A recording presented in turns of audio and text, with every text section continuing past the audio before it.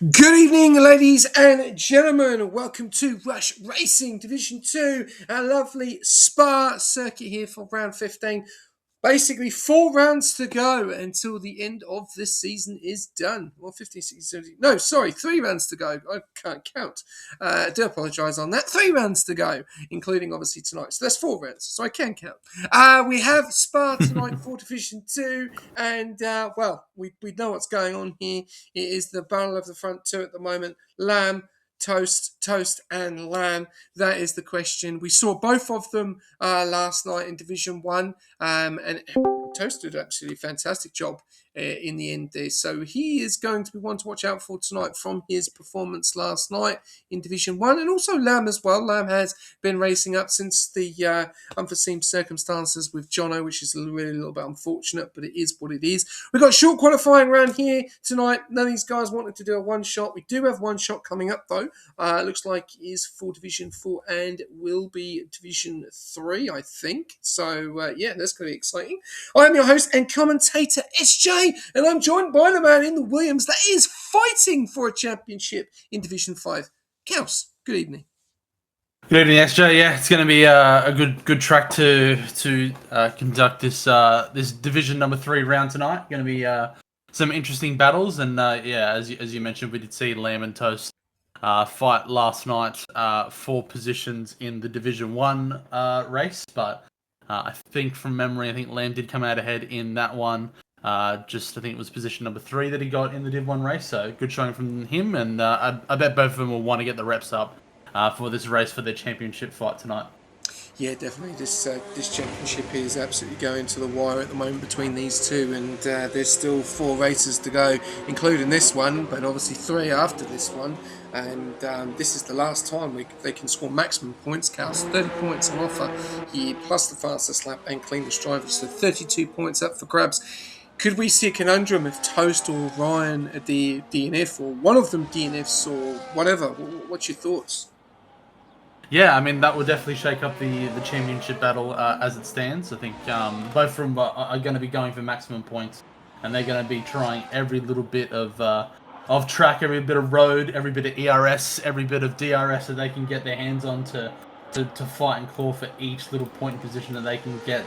Currently, Toast does sit atop of the table with 243 points against Lamb's 225. So difference of 18 points there. That can sway if a DNF goes in the one or the other's favour, and could really hamper one of their championship fights at any point in the next 4 rounds.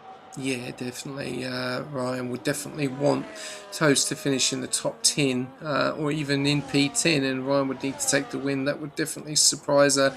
That would definitely spice things up a bit. But I'll go through the grid order, and then we'll get on board with our Team of the Week interview, which this is the team which is going to be a very interesting interview, and I'm sure, Kelsey, you've got some good questions for the TP when we get underway. But first of all, let's go through our grid order. We've got Angus in the McLaren, Suts in the Williams, Gangster in the Haas, Toast leading the championship at the moment in the Alpine. Will it be continuing to lead after this race? We'll have to wait and see. We then got Winter and Zombie. The Mercedes are coming for Alpine at the moment. They've had a fantastic few weeks, especially this man in P6 at the moment. TTV Zombie has won 2 on the bounce.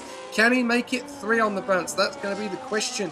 Then we've then got Symphonic. Well, his team has been absolutely on fire with Team of the Week twice in the space of 2 weeks as well, but they are a surprise and they are ones to watch out for, so do not underestimate VCARB, as we saw a very good performance last week from Symphonic and Vu in Division 3 last week. Then we've got the man that is chasing Toast at the moment, Ryan Adair in that Ferrari. Then we then have Daniel Rocks that has replaced Echo tonight, which is a bit of a shame because Echo was in a real good form, so he's not making it tonight. Daniel Rocks is basically laying the spotlight tonight for the Williams, along with his teammate of Suts. Then we've got Terrence is back only racing for Red Bull till the end of the season, or we will see him just maybe once. We'll have to wait and see what happens. Good to see him back on the grid. Then we've got Kazuto that has that quali band. Wreck-It Ralph, been a while since we've seen that man on the grid. He is in tonight for the McLaren. Then we've got Controlling to help Ryan Adair for that battle at the front. Vettel, will he be able to do anything for Toast tonight? We'll have to wait and see. RJ in the kick reserving tonight. Then we then got Falcon in the Red Bull. Sick Party, the TP of kick. Ricciardo and Aben. As we know, Ricciardo's been on fantastic form. Aben has had an up and down season. Can this change in the last 3 races? We'll have to wait and see. And then we've got the last driver of Zach's user. But on that, we'll take it away for our Team of the Week interview. Chaos, if you'd like to take it with the TP of Mercedes, Brian.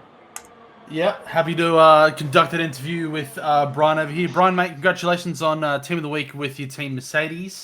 I know a few of the drivers that I battle there in Division 5, and you know, they're definitely some very, very hard taskmasters to come up against. I guess my question for you is, I think, is, you know, do you feel that you guys can keep it consistent for the remaining few rounds? Do you reckon this can be a really good springboard to potentially even take the Constructors' Championship across all divisions here at Rush Racing for season number 10? Oh, I'd like to hope so, mate. I think across the divisions Division 3, we're very sort of close to equal with Alpine. We're a lot stronger in Div 1 than what they are, but they're a lot stronger than us in Div 4. And the other 2 divisions are sort of fairly close again. So across all 5, obviously being 1 and 2 on the leaderboard at the moment, we're quite close. But you know, we're not outscoring them by many points at the moment. So we need the consistency to keep going if we're going to get any sort of hope in the next few weeks.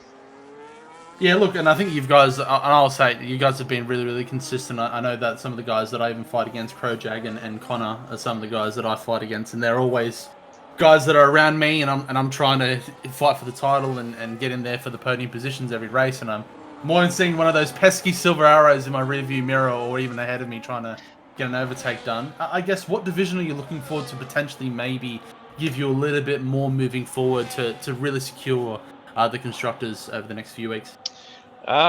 This week, I would like to see Div 4 actually get a bit closer.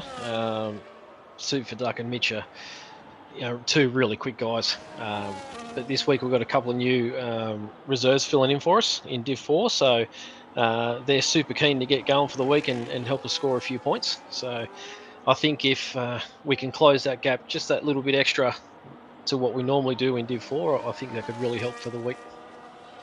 Yeah, that's a fair statement there, Brian. And I'll leave you off with this, and I'll see if SJ has a few questions for you. How do you think your boys will go tonight? Zombie and Winter in the Mercedes and Spa. Do you think they'll be successful, potentially getting anywhere near Toast and Lamb tonight? I think they won't be far off. They've still got a few bits and pieces to sort of work out. Hopefully they can sort of do that in the next 15 minutes or so. But Toast and Lamb, you know, we've seen those guys last night. They are super quick. Guys like Toast are so consistent week in, week out. Like, he's pretty much always in the top 3. So he's got really good pace around here, as we've seen last night. But yeah, Toast and Lamb, they're at the top for a reason. So, but in saying that, Zombie showed some really good pace the last 2 weeks, and if he puts a full race together, he can be just as quick as him. So, and you know, Winter's always just consistent. So hopefully he can just keep going with that. Yeah, for your sake, I hope so as well, and they can really help to secure some Constructors. So that's enough niceties from me for you for an opposition team. Congratulations nonetheless, and all the best moving forward. I'll see if SJ's got any questions for you, Brian. Well done, though. Thanks, mate. Thanks, Cass. Fantastic week again. Brian, you've got quite a few of these now. Was there a lot leading up to this? Like, obviously, this is the last race where you can score massive points across all 5 divisions. Was this something that you were concentrating on since the form in the last few weeks? Not necessarily, no. I think what tends to happen is we get a couple of sort of good wins like we did last week, and it sort of just boost the whole team's confidence. And then to win Div 1, 2, and 3 last week, that really boosted the whole team to really just knuckle down and get the practice in coming up to the 100% race. So I think it's more momentum and confidence, and particularly having Campbell drive for us in Div 1 and getting us started off to a great start at the start of each week is really making the team really want to sort of put the effort in. Yeah, well, that man is basically 25 points every week or 20 points every week, depending on what happens. But going into obviously 3 races to go, did you feel confident that you can take Alpine all the way, or did you feel that the reach is a little bit there? I know it's an honest question, and I know that you're probably going to say yes, you do. But when you deep down look at how consistent they are, and obviously how strong Alpine have been in some of their divisions, do you feel that you can take it to the wire with them? Do you think that this is the main weekend across all 5 that you have to capitalise on major points? To be honest, I think Monaco will be the sign. So if we're still within reaching distance after Monaco, but that could, Monaco, your race can finish in an instant. So if we're still within reaching distance there, I think we'll definitely push them all the way. But if not, it's going to be very, very hard. Nice. Well, I look forward to seeing what happens. Are you confident that Zombie can get 3 for 3? Yes. Good to hear. Good to as long hear. as he stays out of that, turn 1 sort of rubbish that's usually happens at Spa. Usually a few people get some broken wings and bits and pieces at turn 1. So if the boys manage to stay clear of that, I think we'll be on for a good race. Awesome. Well, as always, I'm sure we may see some more Team of the Weeks, and we may be talking to you in some of the other races. We'll have to wait and see. But all the best for tonight, and all the best for the week. And thanks for jumping in as always. Not a worry. And enjoy the race. She's a long one tonight. Yeah, I know. We'll be right. All right. Thanks, Brian. Okay. Thanks, guys. All right, so we've just lost Daniel Rock. So if Cass, if you've got him as a friend, mate, if you could send him an invite, that would be absolutely fantabby-dozy. And I will get you to jump on a qualifying lap when you've jumped back and done that. But while Cass is doing that, let's just give you a little bit of a lowdown on the top 3 of times at the moment. So we've got Ryan Adair setting the fastest lap with a 1:41.336. The 10th off him is literally 1:00 between him and Ryan Adair. Zombie there in second with a 1:41.436. And then you've got the man, as Brian did say, Mr. Consistent. You could probably get rid of his name, not call him Toast anymore, Jazatan, call him Mr. Consistent, because he is there in P3 Toast with 1:41.558. Then you have the other Ferrari driver of Controlling, which is really helping out Ryan Adair there in P4, and then Symphonic in P5. We're going to jump on board with a flying lap of Gangster. Kels, take it away. Yeah, let's see what Gangster can do here at Spa-Francorchamps. It goes down to 86 ERS into turn number 1. I kind of find that if you can clock over that ERS maybe to none, especially into that turn 1, you can really get the grip down, especially up into Eau Rouge. Getting turn 1 is super important on your lap for qualifying, as it'll give you a lot of time down this Camel Straight, or it'll absolutely ruin your time down this Camel Straight. Down to 46 ERS, going into the section of corners here, into the nice left-hander. Could probably maybe get a little bit more curb. Doesn't lift off the throttle there, so still a very, very tidy section of racetrack here from Gangster. Get the nose tucked in nice and early and get on the power as early as possible. Get that left-hander into No Name and get on the power, maybe even pop some ERS if you can, which he does so. Into Puan, see how he negotiates this. Very, very clean lap from Gangster so far, keeping it in between the white lines, so that's always a positive. Coming into this right-hand section, get it down to 5th gear, get the nose in nice and early.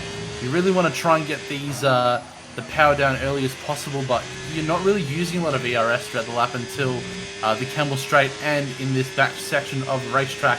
Very, very easy to run it on deployment throughout the lap, so trying to manage it and use it in the right moments in areas of the racetrack where you can maximize that overtake button is definitely the way to go. Coming down to the bus stop chicane, he's going to go down into 3rd gear, gets the nose in nice and early over that inside curb on the power, pop the ERS, and he will cross the start-finish line and give us a 1:41.9.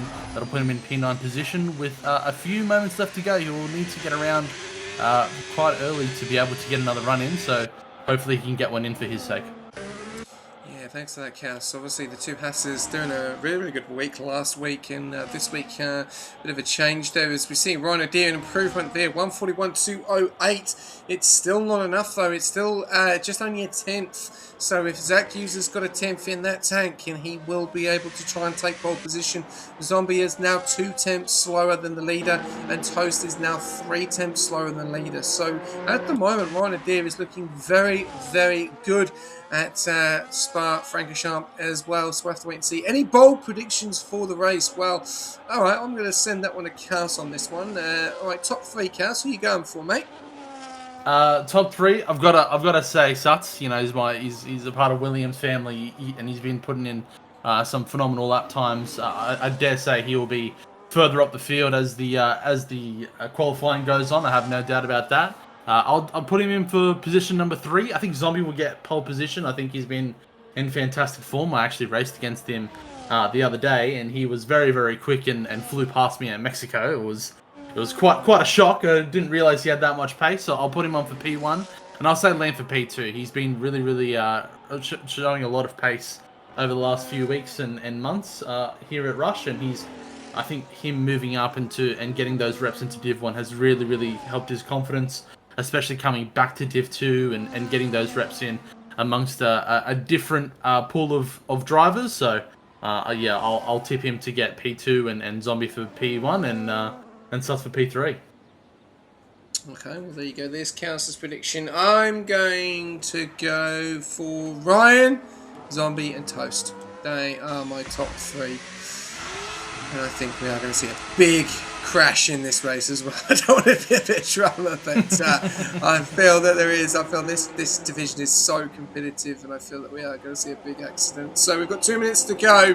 We've got Toast on an outlap, which I will jump on board with for a flyer to take it away. At the moment, we've got Aben also on an outlap. We've got Ryan still leading the way. Zach Hughes and P2 and Zombie are your top 3. We've still got Ricardo to set a time. He's thinking it very, very late year.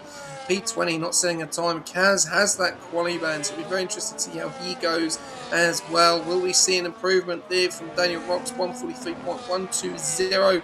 Not much difference between him and Falcon at the moment. We'll have to wait and see there. Got some surprises there. RJ down there in P14. Obviously Vettel down there in P15, obviously Angus and Terrence then P12 and 13, so a little bit of surprises. And then up to the front, controlling, he could be one to watch out for. He could definitely really help his teammate there tonight. We then got Symphonic, he's definitely one to watch out for. We know what he has been like in the last few weeks, and this guy, Zach User, he's been very impressive the last few weeks. Did really, really well last week, and looking pretty pacey out there as well tonight. So going to be interesting to see how that's going to go. We've then got Toast, who does have, looks like an Aston Martin in front of him here, which is I think, is that Ricardo? Let's have a look. No, it's not. It looks like it's Aben. Yeah, it is Aben. Aben has invalidated. So Toast is going a little bit of traffic here. This may hurt him. So here we go. 56 seconds to go. Hopefully these guys will get round in time. We've still got 53 and they're all coming down into Sector 3 now. But here we go. On board for a final flying lap of the man himself, Mr. Toast, going down into turn number 1. Drops into the 50. Does he get to the curb? Rides a little bit of the curb there. Going on the outside skirts of the apex. Now down all the way down to the straight. Burning a little bit of battery up into 7th gear, jumping off the battery, getting up to the rouge. There we go, all the way up as much as he can. Then gets onto the battery again, 60%. Hitting the DRS, you are going to hit so much acceleration down this main straight. But you've got to be careful coming into the braking zone. 100, then into the 50, gets onto the curb, rides the curb. Very, very well done. Very smooth there.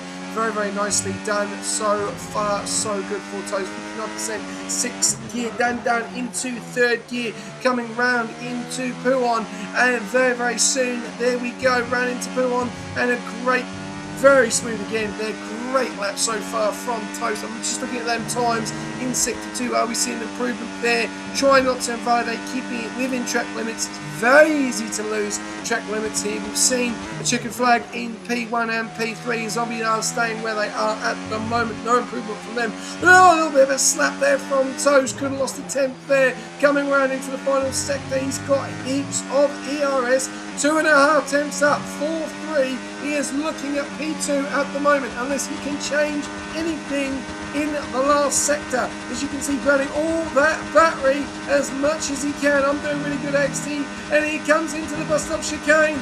Can Toast take pole position? Here we go. Ricardo takes pole position. Wow, what a time from Ricardo, 140.306. What can Toast do? He goes P2, drop slam down into P3. Zach User, what about him, Kels? How's he going?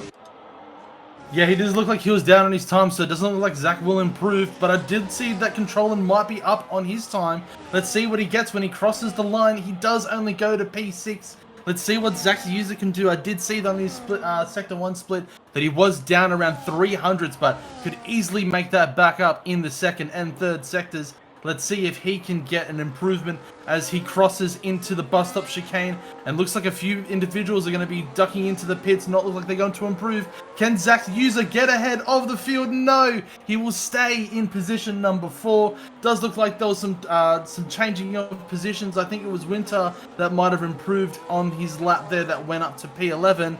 But it does look like that it's all said and done. Ricciardo will be your pole sitter in a 140.3, almost 8 tenths ahead of the field. What a lap from Ricciardo to pull that off in qualifying at the last possible moment, SJ. Yeah, that's insane. That is absolutely insane. I don't know if he's got a toe or what, but that is a very, very, very quick time. We'll have to wait and see what happens there. That is insane. Yeah, very, very quick there. And Ricardo, 140.306, takes pole position. 8.5 attempts to Toast and Ryan Adair, 9 tenths. He is second quicker than P3 as well. So I have no idea where he's pulled that time from. Unless this is his favourite track. We'll have to wait and see. We've got Zach User finishing P4, Zombie in P5, Control in P6, then Symphonic, Sick Party, Gangster Aben, Winter, Terrence, Sutz, Angus, Vettel, RJ, Wrecker Ralph, Danny Rocks, Falcon, and Kazuta with that quali burn as well. Kaus, that is probably the talking point of the night. That qualifying time from Ricardo. Can he now initiate that in the race? Yeah, that's always the point of contention, right, SJ? You can always put in a fantastic lap, but we say it every single week. It's not about where you start, it's where you finish. That's where you get the points. That's what puts you on top of the standings. It's not about your qualifying pace, it's about your race pace.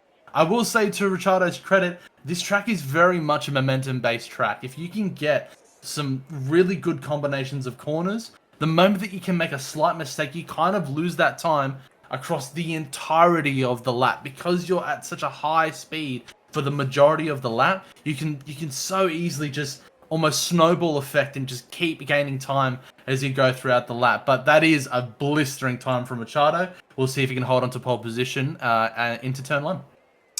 Yeah, definitely. All the guys are getting ready, and if you are tuning in with us, Lamb, Toast, not pole position, not Zombie, it's Ricardo, and he is taking on pole position, and we are about to get underway. I'm going to let you take this one away, because I feel that we are going to be doing a little bit of screaming and shouting, and I may even lose my voice in this one. So, over to you, my friend.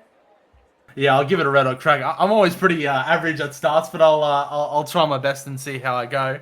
Yeah, I think this is going to be a very interesting start. I think we'll see a lot of jostling for position. I really hope for the driver's sake that they can keep it clean into turn 1. But here we go, ladies and gents. The 5 lights have lit up on your screen there, and we'll see how they go and negotiate turn number 1 as the lights go out. And Ricciardo gets a really nice start off the jump there. Looks like Toast is trying to get ahead of Lamb, and he does so.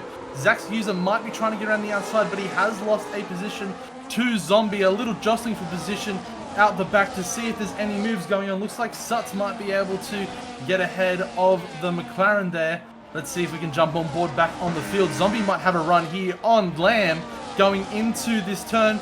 pulls out to the left-hand side. Doesn't look like he can get aside, but Toast has taken the lead of the race here from Ricciardo into the next section of racetrack here in Sector 2. Really great start from Toast, and he will now try his best to use Ricciardo as a bit of a buffer to Lamb going into the beginning stages of this race. Looks like there's a change of position at the back for Aben. Has looked like he's trying to get a move done on Winter as well, but Winter does get that back into no name corner. So looks like we're all going to be sitting into single file heading into sector number 2. We've all negotiated it quite cleanly, boys, so well done all the guys in Division 2. Let's see if we can keep everyone on track and get 20 cars to finish to the end of 100% here in Belgium. Yeah, absolutely fantastic start. A lot of side-by-side action. There we go. RJ and Daniel Rock's going at it side-by-side as RJ gets the job done. Up into P15, back up to the front. Winter and Aben are still going at it. Aben has got the job done this time on Winter. Winter down into P11. He's got Vettel behind there, which starts back up to the front. We're seeing controlling on them soft tyres. How quick is he going to be on them, or how long is he going to be able to go? There is 44 laps to do. This is the last 100% race for Division 2. What a start there from Ricciardo in qualifying, but not the start in the race he wanted, as Toast has gone out in front, and he's nearly 8.5 tenths out in front. This guy means business tonight, and he wants to basically take the championship away from Lamb, but Lamb is still there in that P3 position there. We've then got Controlling and Zach User. They're going to go side by side at it, but no, a little bit of a snap there, and a little bit of a banging wheels there. Zach User coming up through a Rouge. There we go. Very nicely. Everyone keeping it nice and clean. As you see, so many cars coming up through there. And in wet conditions, we have seen so many accidents there. We're seeing a bit of an overtake going on here between Angus and RJ. But RJ is going to come back at him. It looks like Isaac Sutz is about to get the move on Vettel as well. We're seeing moves happening left, right, and centre. Ooh, Vettel shuts the door on Sutz there and does not let him through. Angus and RJ are going at it. A little bit back up to the top. Are we seeing what's going on with Zombie? Has Zombie got closer to Lamb? No, he hasn't at the moment. Ricciardo is trying to hold on to the back of Toast at the moment. 8.5 tenths. This is not looking good for the Aston. If he drops that down to 9 tenths, I think Toast is going to pull away, Kels. Yeah, I agree. I think, and as I mentioned before, I think Toast will want to try to keep Ricciardo behind him for as long as possible, just so he can kind of keep a buffer to Lamb. But if he can check out of DRS from Ricciardo, that would probably be his best bet to try to achieve and win this race. And he can do it quite comfortably if he's able to execute. So we'll see how he goes for the remaining 42 laps. So it's a very, very long race that's going to be going ahead in front of us as well. I will say, I think a little bit of a changing complexion, something that is a very big benefit for Lamb, is the fact that Control is in position number 5. Vettel's in position 12. That's not going to be really helpful for Toast unless Alpine try to extend Vettel's stint to the point where they kind of ruin his race in a way for him to get involved in this championship battle. Controlling can really get amongst it and try his best to maybe close the gap onto Toast and to be a real nuisance in this fight. So that could be something that we could keep an eye on going into the later laps when we're changing for positions and tyre strategy really comes into play here for the race. Let's see if Lamb can try to make a move done, but it looks like Symphonic is getting a move done on Zach's User, while Controlling is moving up the field and is going to do his best to help his teammate Lamb to close this gap to Toast and try his best to move forward in the Grand Prix.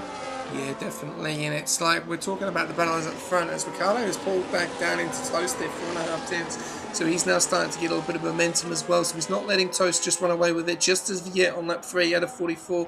Got a few moves going on there at the back there, and a lot of moves going on. Everyone scores points in this race as well. So there is no reason to retire unless you've got extreme damage there. We've got Falcon down there in P20, Kaz in P19. Kaz has not really made any moves from obviously his quali round apart from one at the moment. So we'll have to wait and see. There is Falcon. Oh, Falcon tries to get the move done, and he's gone off track there, and yeah, that maybe looked at other stewards. We'll have to wait and see there. Back up to the front though, we've still got Toast leading the way, 3 attempts. Then we've got Ricciardo, then Ryan Adair, Controlling, Zombie, Symphonic, Zach User, Sick Party Gangster, Abenay, your top 10. Then Winter, Sutz, Vettel, Angus, RJ, Terrence, Racket, Raff, Daniel Rocks, Kaz, Zuto, and Falcon, who is now 8.5 seconds behind I know you were talking about it earlier about the battles between the Ferraris and also Toast and Ryan versus Toast, but this is not just it. We've also got the overall battle as well, which is between Mercedes and Alpine at the moment, or Alpine and Mercedes.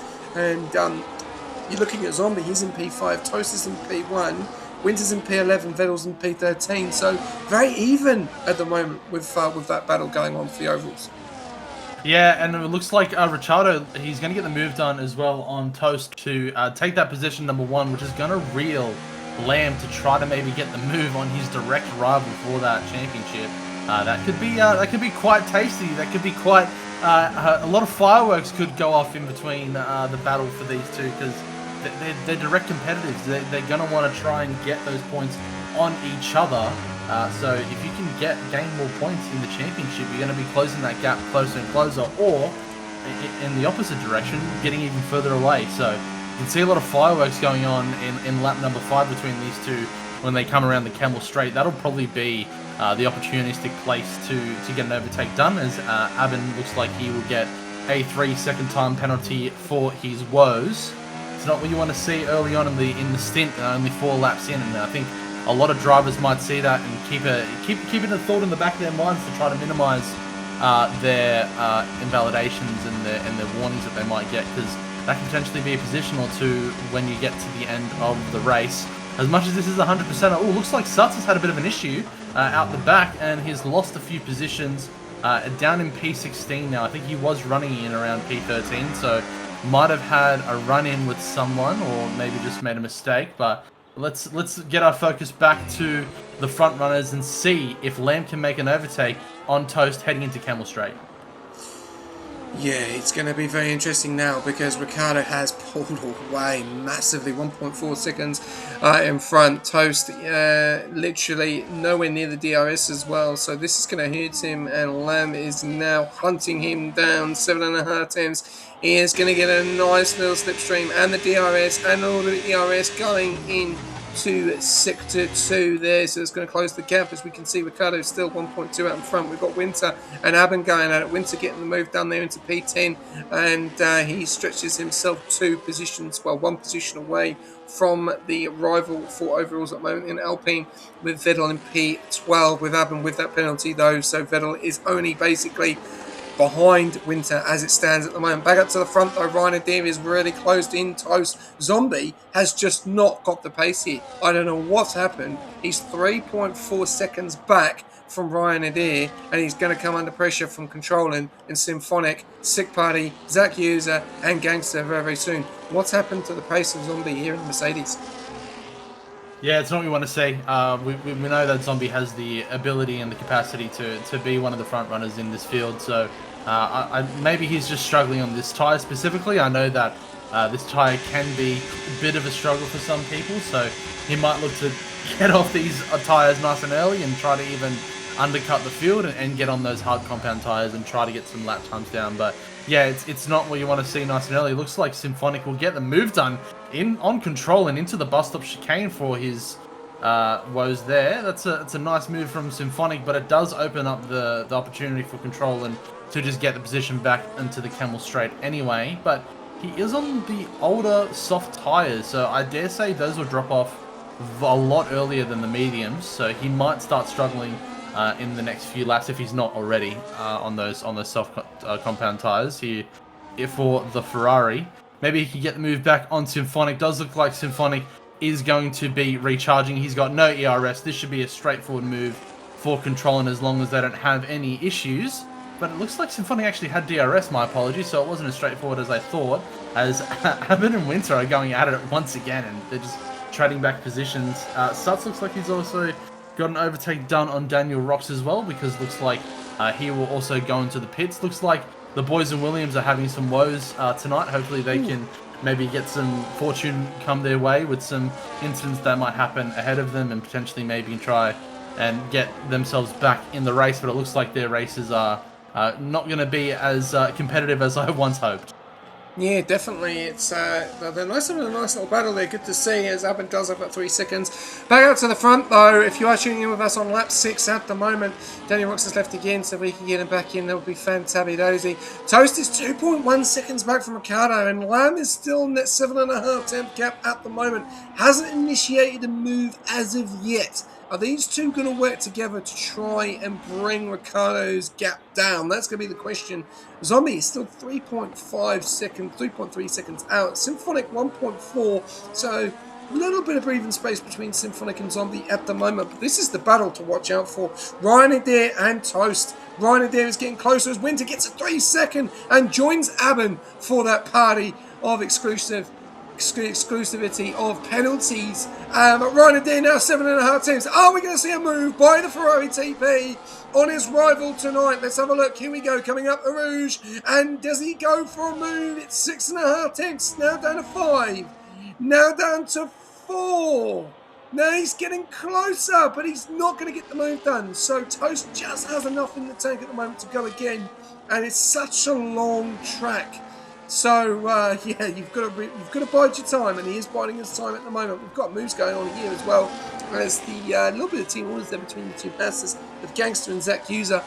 We've then got TDR Winter, who has basically got a chain of cars behind him of Aben, Vettel, Angus, and Terrence, and RJ going to join the party very, very soon, and they've got penalties as well. So I don't know, is Mercedes not having the night tonight? Zombie nearly just under 4 seconds back from Ryan. 1.6. He is making time on Symphonic though. Yeah, looks like they're having a bit of a not fantastic start to the race, but as we've mentioned, it's 100%. There's still a lot of laps to go. They can easily find some pace maybe in the latter stages where maybe some of these guys are running some more tire-heavy setups, we might say. Speaking of setups, I think the battle between Toast and Lamb has really been a battle of maybe potentially some wing differences between the two drivers. I assume that Toast might be running a little bit lower wings in comparison to Lamb, but this time around, Lamb is all over the back of Toast coming onto the bus stop chicane here, SJ. And I think this will be a lot closer than it has been previously.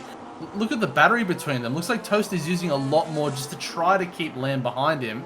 But that's not going to be really good for the rest of his race, and he's kind of just delaying the inevitable by burning a lot of ERS throughout the lap. And I dare say Lamb should be able to get the move done here into the Camel Straight. Yeah, he's going to really burn now. I don't think he's going to want to mess around now, but here we go. Lamb is going to go for the move on Toast to the right-hand side and into P2. Doesn't he made it a little bit more difficult for himself there, and does bring Toast back into it. The question is now, can Lamb push on and catch Ricardo? 2.9 seconds between Lamb and Ricardo at the moment. Toast, a little bit of a snap there from Lamb. He does this a few times. You do not want to be doing that early on. And Zombie, you can see Zombie in the background there, 3.4. And Symphonic has pulled in that gap down to 1.1. So Symphonic really trying to reel in Zombie for that DRS there as well. Toast staying with Lamb at the moment, 8 temps. But watch that gap at the moment between Ryan Adair and Ricardo. Ricardo has had an absolute belter of a night so far on lap 8. Yeah, he started off really well. I think he's also been a beneficiary of the championship battle going on behind him between Lamb and Toast. So they're more worried about each other more than they are about Ricciardo. But I dare say that gap will start to close down if Lamb can get these lap times down and see what Lamb's true pace is in comparison to Ricciardo. I hope for Ricciardo's sake he's still able to keep it up there and keep going and keep himself in front of Lamb, because he's done really well to put himself in this position to go 8 tenths from the rest of the field in qualifying. Shows that you've got a lot of pace, but this is where you need to prove it. This is about consistency now. He needs to keep the lap times low. He needs to keep the tire wear low. He needs to keep going and just trying to get those lap times down and just get into a rhythm. I think he's done that so far. He's been able to build a bit of a gap to the rest of the field, but now's the real challenge. Lamb's got clear air. He doesn't look like he's going to be under pressure from Toast this time around, so we'll see how he ends up as we get nearing the pit window onto these hard compound tyres, SJ. Yeah, you're right. Yeah, definitely. I think he's got a very, very good lead at the moment. I'm just going to jump back on board that conversation in a second. As looks like we've got a move going on here between Kaz and Rick at Raf. Kaz into P16, RJ into P15. Vettel has dropped back from Winter now by 1, 2, 3 spots as well. So he is in a nice little battle there. Though he's just behind the battle between Angus and Aben.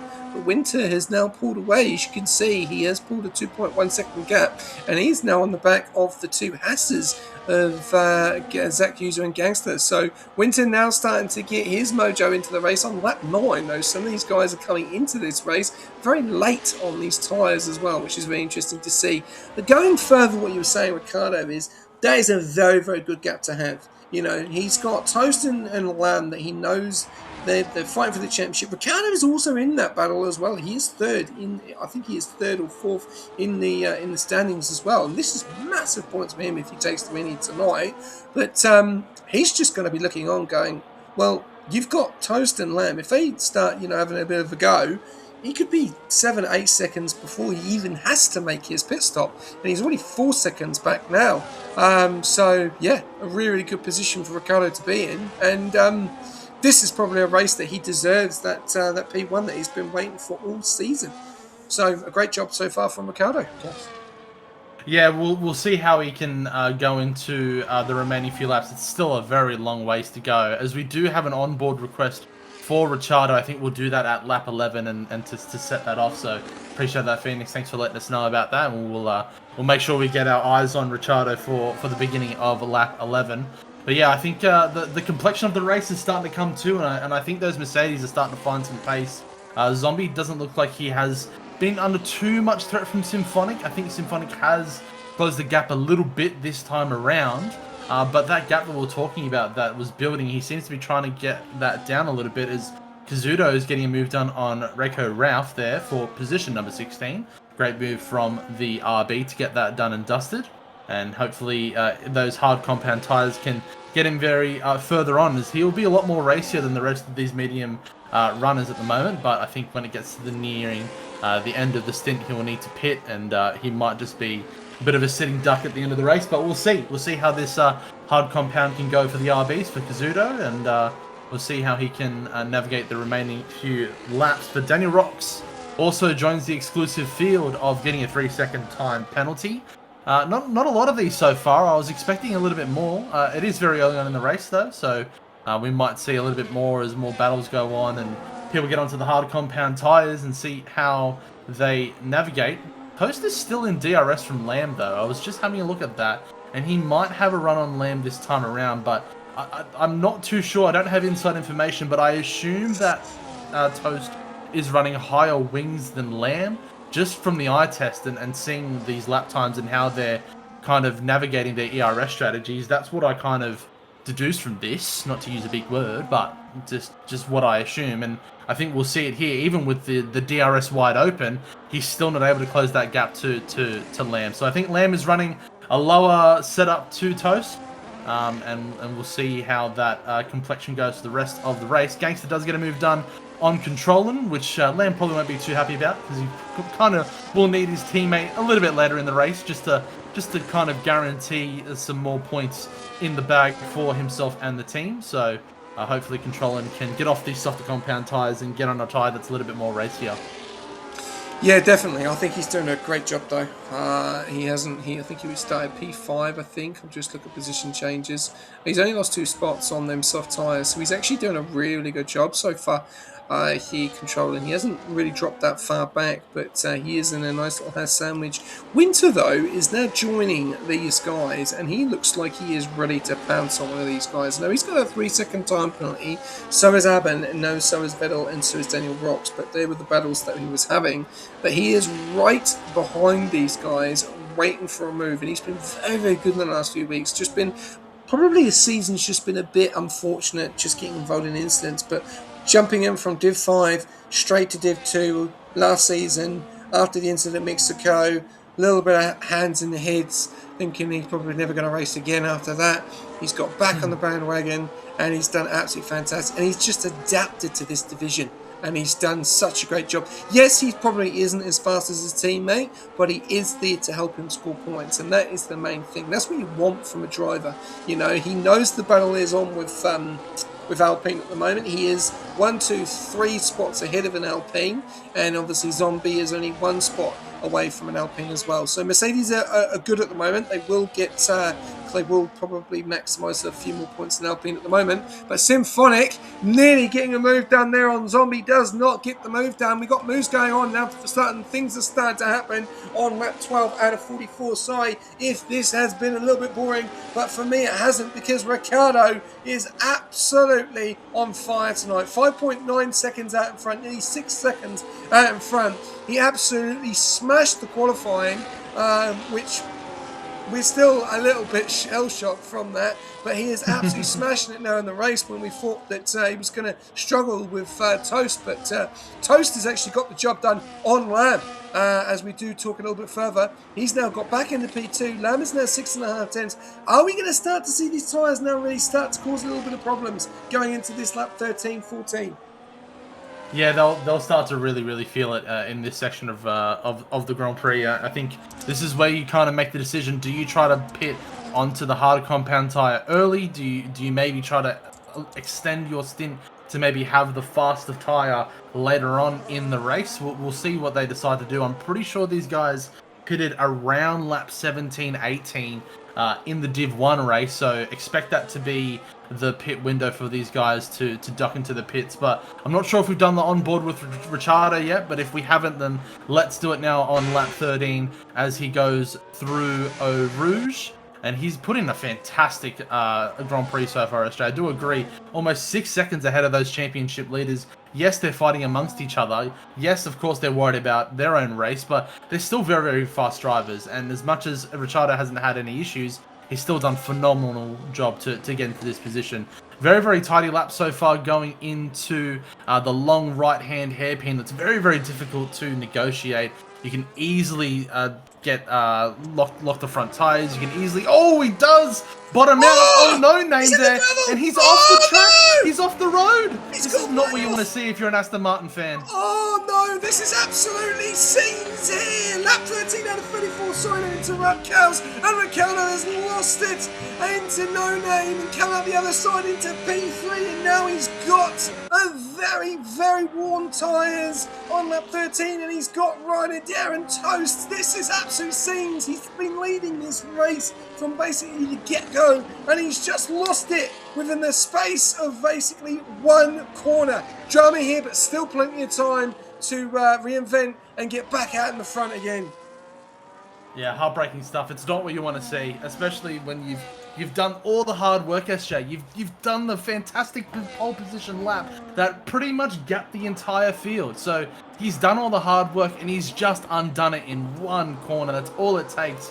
Even though it's a 100% race, the margins are still very slim here in the Division 2 competition. And I think Ricciardo is going to get himself amongst the championship fight here amongst these two individuals. So he might be a bit of a spanner in the works. He might be trying to play spoiler against both of these drivers and see if he can maybe slingshot himself back into the lead with DRS and potentially get himself back in the lead. Let's see how they negotiate the Camel Straight. Ryan Adair does look like he is dropping off a little bit to Toast this time around, but he does have that DRS to help himself defend against Ricciardo, and all the front three runners are very close together heading into lap 14 into the second sector here at Spa. This is going to add a massive wrinkle into the complexion of this race.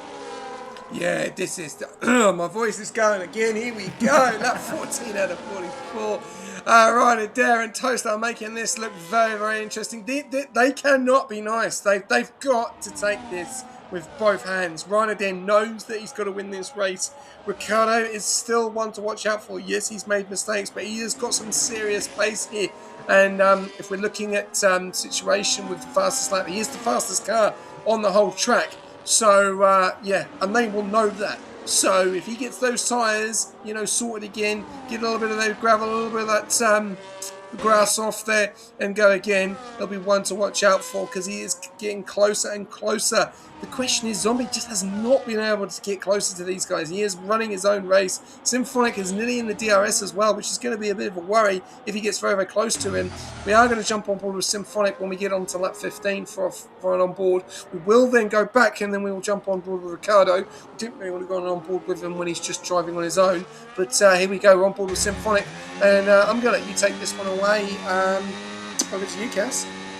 Thank you very much. I thought you forgot my name for a second there, Esther. I was about to query you if you remembered who I was. It's okay. Yeah, let's see how Symphonic can go about this. I've been keeping a keen eye on this battle throughout the race and seeing how Symphonic has gone about this battle with Zombie. It does seem like he does able to get into DRS. He's able to try to close the gap, but it looks like when it gets to the time to overtake, he's not able to have the pace. So I think it's another situation of maybe a bit of a setup adjustment that Zombie has to try to maximize his top speed on the Camel Straight up against Symphonic, and Symphonic's able to keep with him into the middle sector and keep up to tabs and keep a keen eye on Zombie. So if Zombie makes a mistake, Symphonic will be there to capitalize, but we'll see how he goes through the rest of the lap. It does look like he's using a little bit more ERS than I'm comfortable with personally, but I think that might be helping him keep within DRS, so he's probably able just to kind of use a little bit more into this middle section of the track. Really nice turn in there on the right hand and really nice turn on the left as well. Keeping it all nice and clean and tidy. You don't really want to overheat your tyres and do anything out of the ordinary, so we'll see how he goes. I want to see if he can maybe make the overtake into the Camel Straight as well. We'll give you a little bit more bang for your buck on the onboard, whoever requested for Symphonic, sorry, and we'll see if he can maybe get the overtake done at the top of Camel Straight. Looks like Ricciardo, in other news, has been able to make an overtake onto Lamb, but Lamb is fighting that one back. No, he's not. He's actually ducking into the pits on lap 16. That is quite early, SJ. I think Lamb has decided just to try to get the undercut. This is a very long lap, so he can easily get an undercut done onto the front two runners. It's just whether or not he'll be able to hold on to that position going into the remaining final laps of the Grand Prix when we get to that stage of the race. Let's see if Symphonic can make the overtake done on Zombie this time around. Again, using a lot of ERS, but so is Zombies. Doesn't have a lot at the end of Camel Straight. So it looks like they're kind of just towing each other around the track, see if they can close the gap to the front runners, but doesn't look like Zombie has the pace to try to help Symphonic close up to the rest of the pack. But I do want to have a keen eye on these front runners again and see how they're going to respond to Lamb. Looks like RJ has made a move onto Vettel at the top of the Camel Straight as well. Looks like Kazuto was a little bit close for comfort that time around with Controlling. And Control looks really racy on these medium compound tyres. I think he's going for a two-stop this race. If he's going for the mediums, they're going to die off quite quickly. There's no chance he's going to get to the end of the Grand Prix on that medium compound tyre. So he's pretty much locked into a two-stop here, SJ. I'm very interested to see how that Ferrari negotiates the remaining few laps of the Grand Prix when we get to the end there. Yeah, well, the question will be: will Toast and Ricardo continue to go, or will they do the opposite and pit straight away? You know, they're both in the same amount of tyres. They know that that their battle is with Lamb down there in P9. No, they're going to go again. As you can see there, Ricardo just about to get on board with Toast. There we go. There's you on board. Thank you very much, guys. Appreciate that. And yeah, if you're tuning in with us, lap 17 out of 44, we have seen Lamb come into the pits, go onto those hard compound tyres. Symphonic has done the same. Now, the question will probably be, Lamb will get the move done on Symphonic as well, so his battle is not with him. The battle is at the front, though, between Toast and Ricardo. Ricardo's had that spin earlier. That is definitely not going to knock his confidence, because he is about to make the move back into the lead here at Spa, round number 15, Division 2, and we are on lap 17 out of 44, a bit further down. Zombie 5.3 seconds back, still in the run for a podium here tonight. Anything can happen. Anything can happen. Concentration levels can go. Things, you know, anything can happen. Someone could end up crashing, spinning it in the bus stop, anything. So there is a long way to go. We're not even halfway yet, and we have seen some moves going on already. Controlling on those 4-lap mediums after he did go on to those softs. Actually had a really good race tonight as well, Controlling on them softs earlier on. One more invite for Daniel Rocks, and after that we'll probably ask him to retire and call it a night, because that's the 4th invite. So hopefully his AI doesn't cause any problems. So one more invite. Ooh, Winter! He gets himself another 3 seconds. That is not helpful. You do 3, okay. 6, that's a problem, Chaos. Yeah, agreed. That can really hamper your chances at holding on to positions, fighting for points, especially when you get near the end. That can really hurt your position. And it does look like Lamb is going to be able to get the overtake done on Winter this time around, but they do have a very slow Haas in front of them. They're trying to also get past. I hope these guys can negotiate it quite cleanly. Lamb's trying to get up on the inside of Winter, and he gets his nose in there. He's able to get ahead of him into the bus stop chicane. Zach's user does end up darting into the pits, and Winter does follow him in there. But yeah, that could have been quite hairy there for the front runners and for Lamb. But it looks like he is able to get the overtake done on Toast as he's finally come in for his pit stop to get the hard compound tires. I'm really worried for Ricciardo. Look at this gap already, just from 2 laps on the hard compound tires. Yes, of course, Toast will have the faster tire throughout this entire stint, but the difference is actually not that big on this hard compound tire. It's maybe 2 or 4%, which could be the difference, but I really doubt it. I think the undercut is a lot stronger, and I think Ricciardo might come out second best when he does end up going for his pit, SJ. Well, yeah, definitely. But even though Ryan is only basically 1.3 seconds of Toast, but these 2-lap older tyres than Toast, and Toast is literally just around the corner coming into Poo on. Sorry, no name now. You can see in there, and Daniel Rocks has called it a night. He obviously is having connection issues, so unfortunately Daniel Rocks is out of this race. Oh, Ricciardo's done it again! He spun!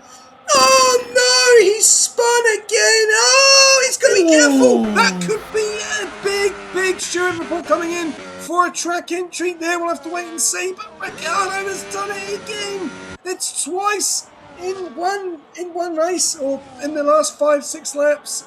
He'll definitely want to pick now. And Zombie, after all this, we've been saying a lot tonight, he gets a jump done on Ricciardo into the pits. Ricciardo coming into the pits as well. That is massive. How far is Lamb away? Is Lamb going to take the lead? I think Lamb's going to take the lead here. He's got his brother coming into the pits as well. The top 3 are in. Lamb is going to take the lead here, as Ricciardo is going to miss out massively. He's going to lose out to Zombie. He's even going to lose out to Sick Party as well. No, he's not. Sorry, not Sick Party. I'm getting that wrong. Am I getting that wrong? Yeah, no, he doesn't lose out to Sick Party. But he loses out massively. Jump down into P7 there. Issues there. And look at this. Nice little battle between Controlling and Zombie. Going out of the pit lane, and Controlling gets the job done. Zombie's going to stay right behind him. Will he get the DRS? Let's have a look. Let's have a gander. Yes, he's going to get the DRS, so Zombie's going to get into P4. Oh, we've got RJ that's gone out, and he's retired. Why have you retired when you're on lap 19, mate? You didn't need to retire. You could have continued. And we got Controlling and Zombie going at it side by side, and Zombie gets out in front, and he's into P4. And Controlling is going to fight back onto the right-hand side, now onto the left into P1. Does he get the move done? Controlling around the outside. Zombie, great driver between these two. Who's going to get the move done? Who's going to relinquish into No Name? Controlling around the outside, off into the gravel. They're still going to go side by side. No, he relinquishes the position into P5 there for Controller, and P4 for Zombie. But while he was messing around doing that, he is 1.6 seconds back to Symphonic. Symphonic has got the job done on the Mercedes by 1.6 seconds, Gauss. Drama here at Spa. Yeah, there's a lot going on. We knew it was going to kick off as soon as that everyone started to go into the pits to change their boots. Really nice car control from Controlling to try to get on the inside of that long right-hander. He will get another run on Zombie. It looks like Zombie is choosing to save ERS on the back end of Blanchimont, so he might try to just pull away when he gets the Camel straight. See if Controlling can get the move done. He is just going to tuck in behind here and not try to dive on the inside. Looks like he's trying to keep himself behind and potentially maybe try to get some ERS and some DRS to get the overtake done onto the Camel Straight. It had a little bit of a sniff on the inside as well, but not on this time around. Controlling looking real racy on these medium compound tires, but I do think his tire strategy might let him down get to the end of the race. He will need to get these moves done nice and early, and that's why he was trying to get real racy with Zombie, because he knows that the point of this strategy is to try to get the moves done and gain that time to essentially cancel out that pit stop. But it doesn't look like he's going to be able to make the moves, SJ. It looks like he's going to be stuck behind Zombie, and looks like there's a few change of positions as well on the Camel Straight. Looks like the Haas's are kind of battling with the RBs as well. Katuzo goes on the inside. He can't pass there, bud. That's really, really hard to get a move done there. And Gangster will kind of cut the inside of the track there and to try to hold on to that position as well. Sorry, I said the RB. I actually meant the Red Bull of Terrence there. And Winter is kind of just being really, really cautious here. I like to see it, not getting his nose into anything that he doesn't need to, and potentially get some damage when some other guys are fighting ahead of you. So good kind of decision making there from Winter to just stuck in behind and not get himself into some unnecessary drama, but potentially maybe some choice words between Gangster and Terrace at the end of this race. Yeah, there's a lot going on, especially in the midfield, in the top 5, and at the front as well. As Toast is 3.5 tenths behind Lamb. He is on 2 lap fresher tyres. And then we've got Ricardo that's just got the job done on Controlling, who Controlling is on very old mediums as well. So he's lost out to Zombie, lost out to Ricardo. We've seen how quick Ricardo is. Can Ricardo cause a bit of a spanner in the works here and get back up to the front of Lamb and Toast, as we are seeing the deficit between them is 11 seconds, so it's not massive, but yeah, it's going to be a big ask as well. So this race has turned upside down very, very quickly. Ricardo was leading the way after having those 2 spins they had in 2 different areas as well. Really unfortunate. We thought that confidence was still there. Then he done it again 5 laps later. Lamb deciding to pit early, got the job done. Problem is, though, he is on older tyres and the guys are on fresher tyres. So if those tyres start to go, he will come under extreme pressure from Toast, his rival this season. And at the moment, he looks like he is controlling it. Ricardo, though, is just about to get the move done on Zombie. Goes around the outside. Ricardo has had some serious pace tonight, and he's not giving it up. Zombie's not giving it up either. Zombie onto the gravel. Ricardo and Controlling is getting into that as well. And he said, "That thing, I'll take that position back. Thank you very much." Even though he's on 8 lap medium, Zombie dropping down into P6. Not what he's going to like, because he's just got the job done on Controlling, and he's going to do it all over again. And now Ricardo is into P4 and he's pulling away. That just shows you how much pace he's got on those hard tyres. And he's like, I need to catch up, because I've got a 2.1 second gap to Symphonic, and then I've got an 8 second gap to Toast. And if anything happens in the safety car, he is right back into this race. And well, we'll still have to wait and see at the moment. But no moves currently at the front. Ryan Adair still leading the way, Toast behind, and Symphonic in P3. Lap 22. Back to you, Kat.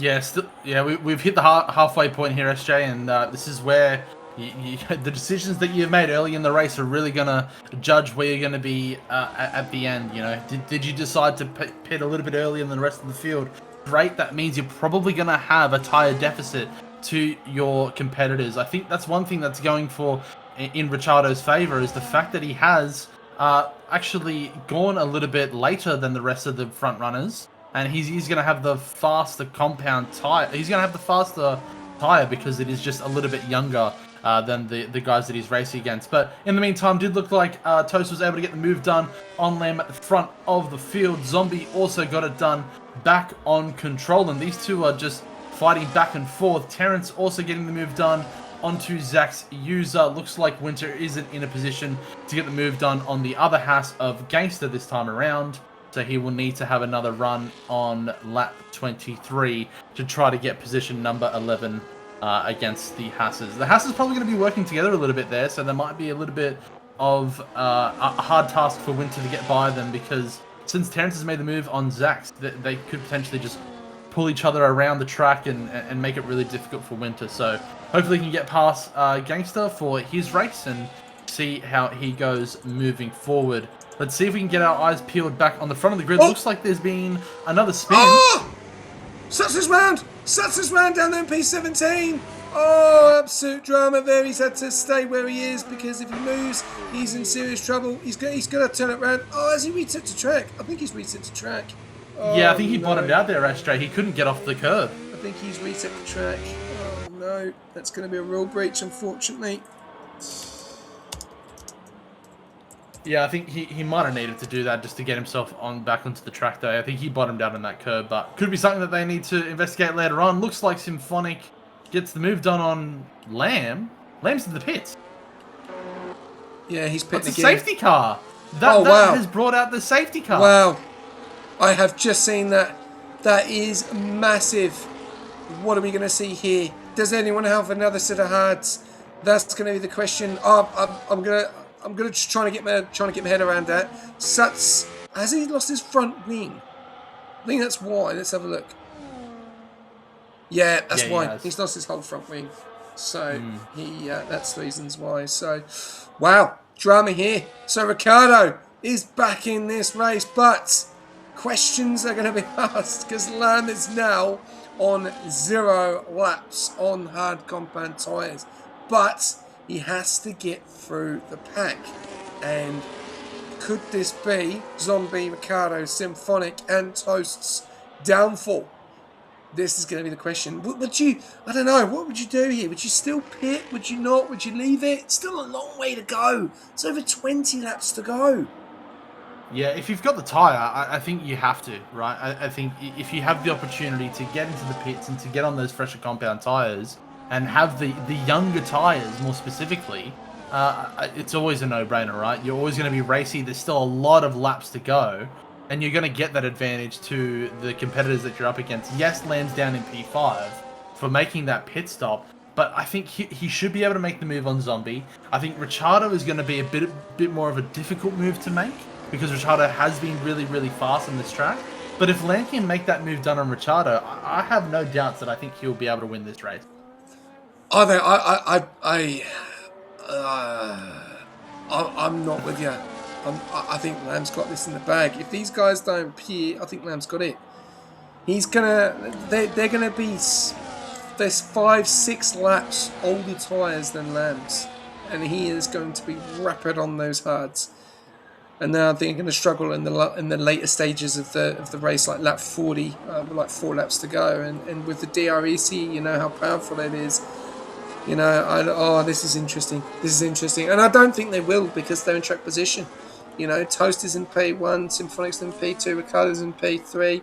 You know, they're going to probably stay with each other for the next 4 or 5 laps, try and stay with that DRS, you know, try and keep along. But if Lamb gets a jump on them, I think they're going to be in trouble here, as we see.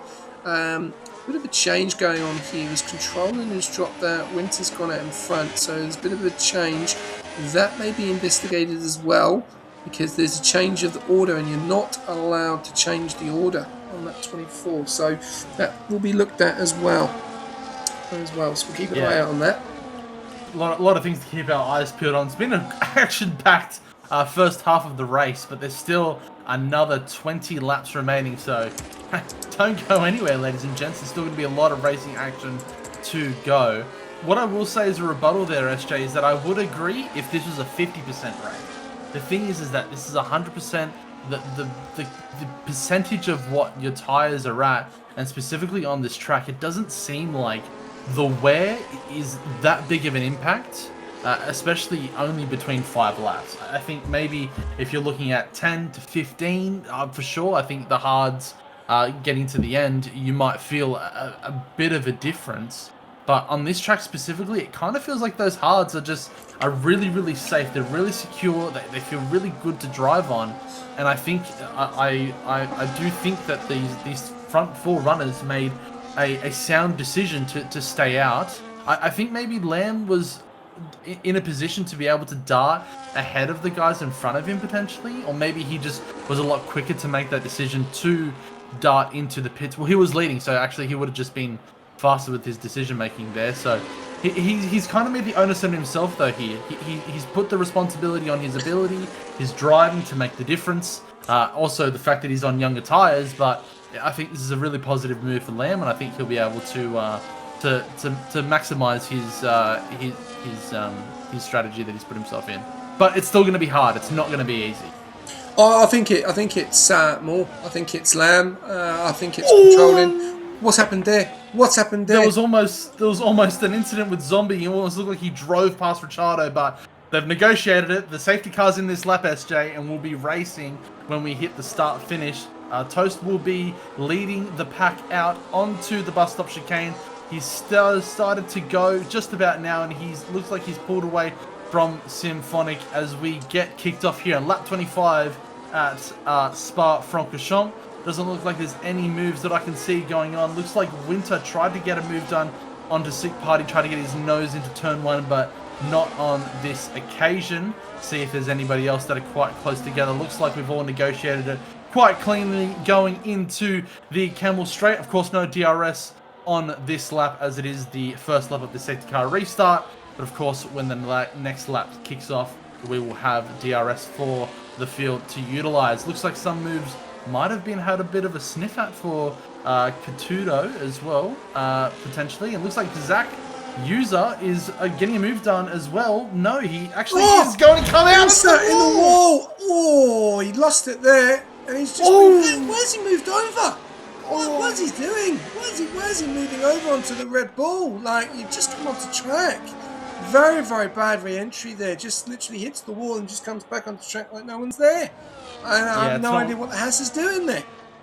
Yeah, it's not what we want to see, SJ, in a racing league. We need to be a little bit more aware of the cars around us, especially when rejoining. You've made the mistake, don't go and ruin other people's races. But hopefully he can just get back into a rhythm, get back into the race, and make his way back up the field, because I think his Haas teammate would really like him to be beside him again, defending against the likes of Vettel that will be looking to chase him down. It looks like Ricciardo might have a move onto Symphonic this time around into the bus stop chicane. Does use a little bit of ARS, goes to try it around the outside here. Let's see if he can negotiate it. Well done there to get the inside lane for the start finish. So very, very experienced move from Ricciardo. It looks like Gangster in the meantime also made a move on to Red Bull of Terrence in the same spot. So well done from those two drivers, but I think the question for Ricciardo is, can he hold on to this P2 position, because DRS is now enabled on this lap, so he will need to defend against Symphonic. So we'll see if he can do so going into the Camel Straight.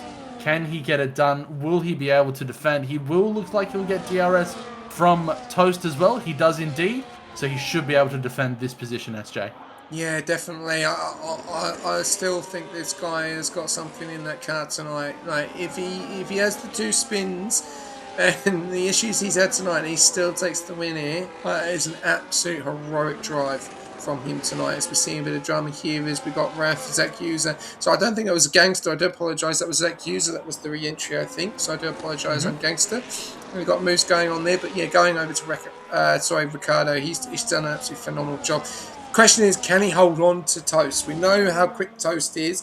I'm still talking about this Lamb situation here, because don't forget, when he went on to those new hards, they were on safety car. So he ain't going to be literally destroying those tyres. They're going to be extremely fresh. These guys in front are going to be running old tyres. So I think you're going to watch out for Lamb. I think he is one to watch out for. And I also think this man here in P9, Kazuto, is one to watch out for as well on those mediums. The question is, how quick is he going to be able to get the move done? As he's trying to get the job done on controlling, does he get the move done? Oh no, he's still behind him at the moment. Coming into the bus stop chicane, does he go for a move? He does not want to be messing around because he's on those mediums. He wants to try and capitalise on as many positions as he can. Winter as well. Another penalty. That's his race done. He is on 9 seconds. And everyone very, very close. That is really unfortunate because everyone behind him is on 3, 3, 3 and 3. So Winter's going to struggle now with those 9 seconds of penalties. This man though in P4, Zombie, been quiet tonight, hasn't had the pace, but he's in there with that top 3 at the moment. And I think he's just waiting for them to make a mistake, or has he just saved his tyres? Has he just eased into the race tonight? That's going to be the question.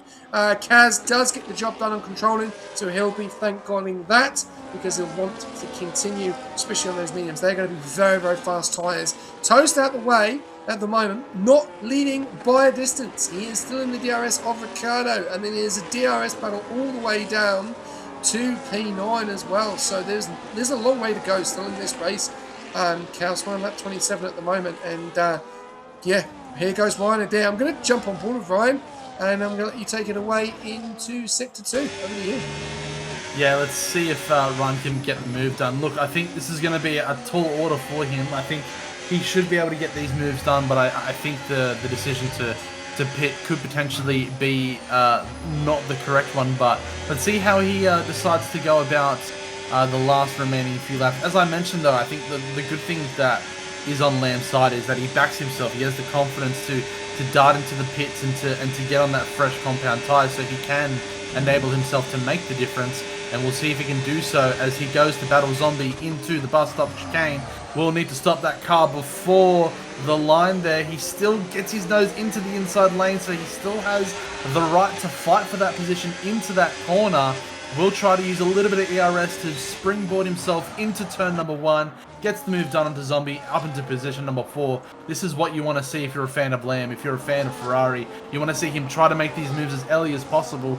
But he is a bit of a sitting duck now to Zombie, who is right on the back of his gearbox. They do have similar amounts of ERS, so we'll see what Zombie can do. He will have DRS, but so will Lamb. He will duck to the left-hand side of the track. He has chosen his side. He cannot change. He will need to brake a little bit later, but Lamb looks like he's able to keep his nose ahead, but Zombie keeping it into the left-hander. They go across the right and just ahead. Lamb does get the move done. Really nice racing between each other. Very, very respectful.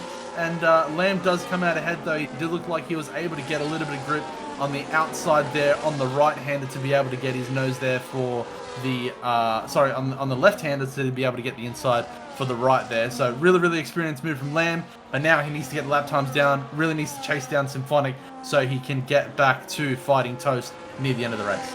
Yeah, absolutely fantastic racing there between the two of Zombie and Lamb, and Zombie has every right to battle that, and that absolutely fantastic racing. This is why these guys are so good, and been so interesting to watch both of them, Lamb and Zombie, and basically the whole division. I think Lamb will get Symphonic. Those tyres are just too old. 11 laps to 5.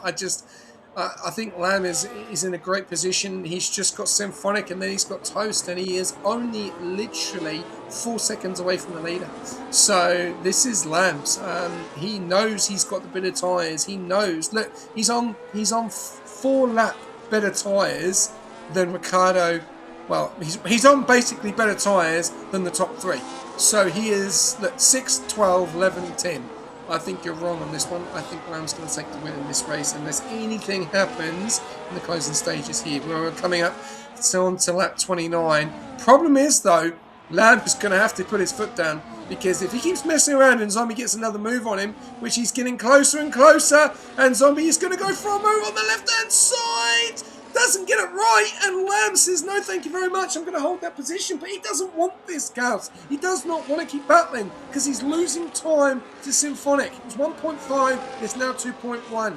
And the more he's going to do that, the more he's going to push. And we saw Lamb push last week, and the tyres, he just destroyed them. And then he just struggled like anything. So he really does need to just put down, head down, and try and catch Symphonic and use him, the DRS, because Symphonic's in the DRS of Toast. But as you've seen, we saw this before the beginning, Ricciardo has jumped out the DRS and he's saying, I'm off again. Thank you very much. Yeah, Ricciardo's done really well, and he actually did put in the fastest lap of the race so far. I think it was a 1:44.1, so really, really blistering time. And I think Lamb did a 46 on that lap. He was battling Zombie on that lap, and he was battling Zombie again at the top of the Camel Straight as well. So yeah, you're spot on there, SJ. This is not what Lamb needs. This is not what he wants. He really needs to get out of this DRS from Zombie and get the lap times down and close the gap to Symphonic. He will be in a bit of no man's land and will have that opportunity if he's able to get out of DRS from Zombie. But if Zombie can keep reeling him in, I'll be honest, SJ, it's going to be really, really tough for Lamb to be able to catch Symphonic and even catch Toast and then Ricciardo. So I think that this is going to be a tall order. As I mentioned, these hard compound tyres are very, very durable on this track. So we'll see how it goes. 14 laps to go. Still a lot of room to race. So we'll see how it goes. Looks like Raiko Ralph has retired. I think that's into the pits. It is on the start-finish. So I assume that is into the pits. I hope it's into the pits. But we'll keep our allies peeled to see if there's any safety cars or VSCs that get announced. No, it looks like that was into the pits. And Kazuto did get a move also done on Sick Party for his troubles, as again, Camel Straight is looking like the place to get the overtakes done. Falcon does get the move done onto Vettel for position 13, and Sutz will also get the move done onto the McLaren of, I'm sorry, I can't pronounce your name, I do apologize, I'm not going to try. Let's see how Lamb is going ahead. Looks like he has broken out of that DRS from Zombie. So this is what you want to see if you're Lamb. You really want to get out of that point of DRS, and Terrence will also get a 3-second time penalty for the warnings of track limits. Unfortunate for him, but still he's still within amongst that mid-pack field that all have 3 seconds, so he can easily make some moves and still gain some positions nearing the end of the race. But we'll see, SJ. Still, when they pass this start-finish, there'll be 13 laps to go, and Lamb will need to make 3 overtakes. I think that's a very tall order, considering that they were fighting for positions early on in the race. And truthfully, and no slouch to Lamb, and I'm not trying to bring him down, but he hasn't really been the fastest driver tonight. That honor goes to Ricciardo, and he's in the lead of the race at the moment and is pulling away from Toast. Yeah, I don't know. I still think he is. I think he's going to do it. I don't know if he'll get P1.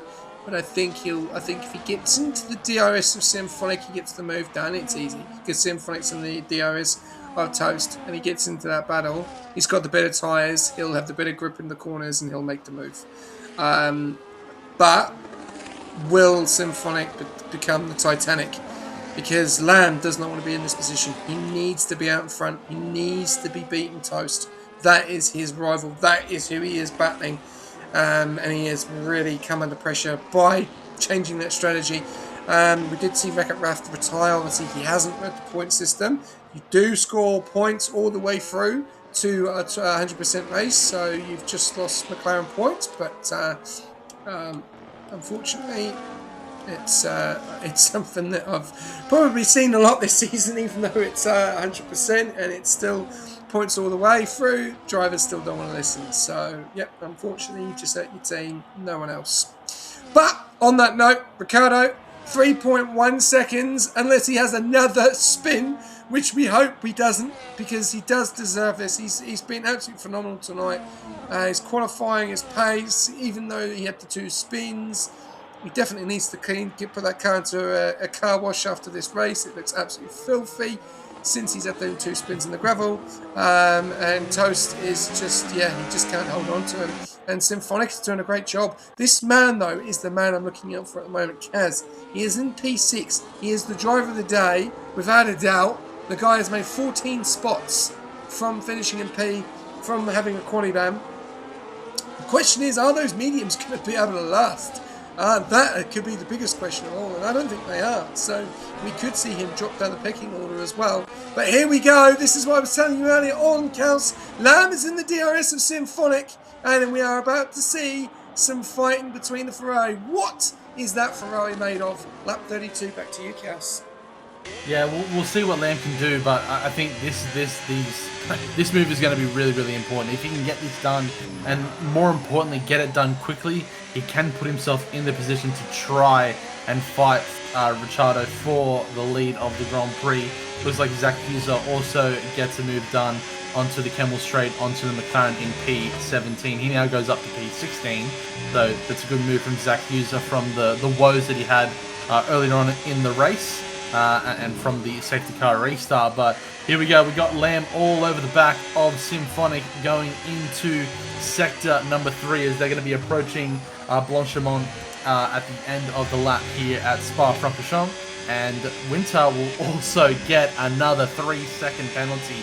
To be in the double digits for time penalties is not what you want to see, especially in a 100% race. But look, I think maybe Winter has struggled a little bit with this race so far. I think he hasn't shown, I think both Mercedes have not shown the ability and the capacity that they've been able to show throughout the season. So maybe just a flash in the pan for them and maybe one to forget, but still really good points from them. P5 and P8, there's not nothing to scoff at. So really, really good consistent performance as Lamb does get a bit of understeer going into turn number 1. excuse me, and he will need to try to find that time back up as he heads towards the Kemmel Straight.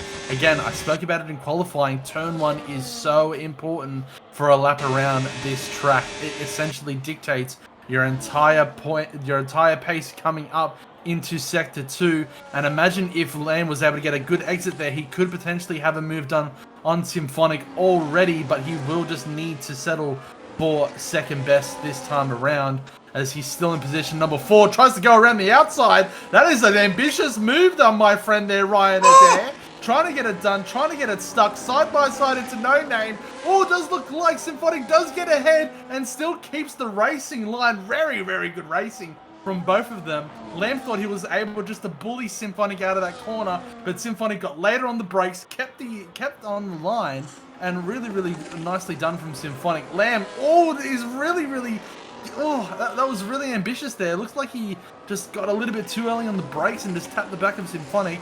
Doesn't look like he has wing damage, so he still should be okay to keep going, but that one was maybe a little bit of head loss, to be honest, from that move. In my personal opinion, from what I saw, it was fair racing from Symphonic. He still had the chance to fight for that racing line around the outside, and he made it stick. So really great racing from Symphonic. Really good work from both of them to not bin each other into a wall or anything, because they were really, really close together. But we'll see if Ryan can get this turn 1 spot on. Again, we have another time penalty, this time for the other Mercedes of Zombie in position number 5. He will get his first 3 seconds of the race.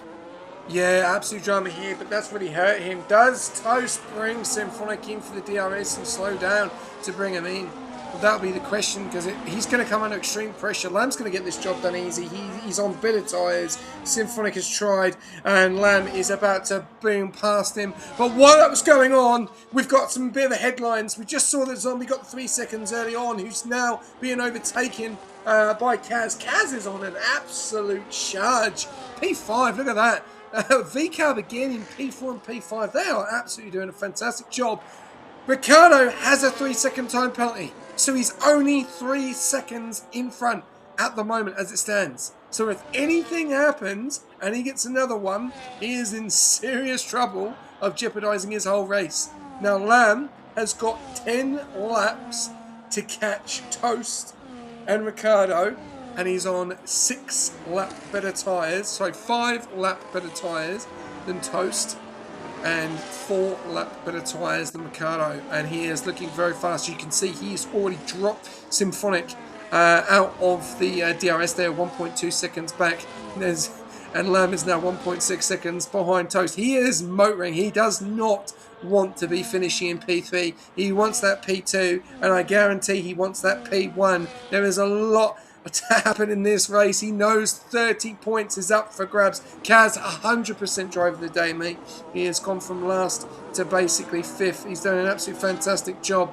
Lamb, keep an eye on that. Keep an eye on that time, Kaz. 1.5. We're on that 35 out of 44. I'm going to go a little bit further back down. We've got Winter in that P8 position. There is battles still going on. These guys are still going at it. We're over 4 laps more than a 50% race already, and these guys are going for it, which is great to see. They're not giving up. They're going for it. They're all scoring points. All 20 of them would have scored points, but we had the DNFs of Danny Rocks, RJ, and Wreck-It Raf just earlier on. Angus down there in P17. He's in the DRS little battle there with Vettel. We've then got Winter and Sick Party going at it. Winter, unfortunately, with those big penalties, he's going to struggle. Zombie now dropping down, and if he's not careful, he could drop into P7, and Sick Party could jump him if he's not careful. So there's a lot to happen here, and I'm seeing as well, Kaus, Lamb is gaining on Toast.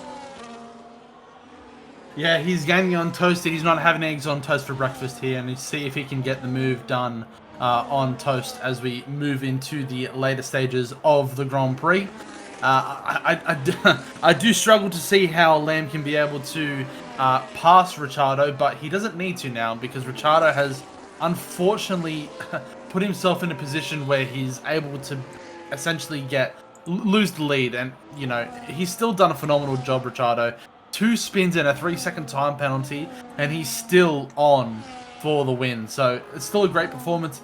If he just didn't have those mishaps earlier on in the race, he potentially could have just gap the field by even a lot more time. So 7 seconds ahead of the championship leaders. I think that is a phenomenal performance, and probably would have been driver of the day if it wasn't for those spins, and more specifically if it wasn't for the performance of Kazuda. I do agree, he's done a phenomenal job, especially on these medium compound tires, almost doing the reverse tire strategy to the rest of the field, and it's worked wonders for him. But I think this section of the race is going to be the real kicker for him.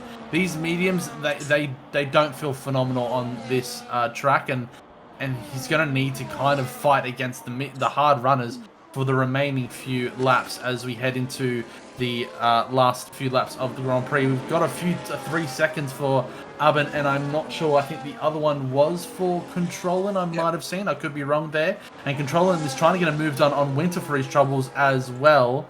At the top of Camel as well, but it doesn't look like he's able to get the move done. And of course, Angus has retired from the race as well. It looks like he's done that in the pit lane. Oh, Ricciardo, not again! No! Ricciardo! He's done it again!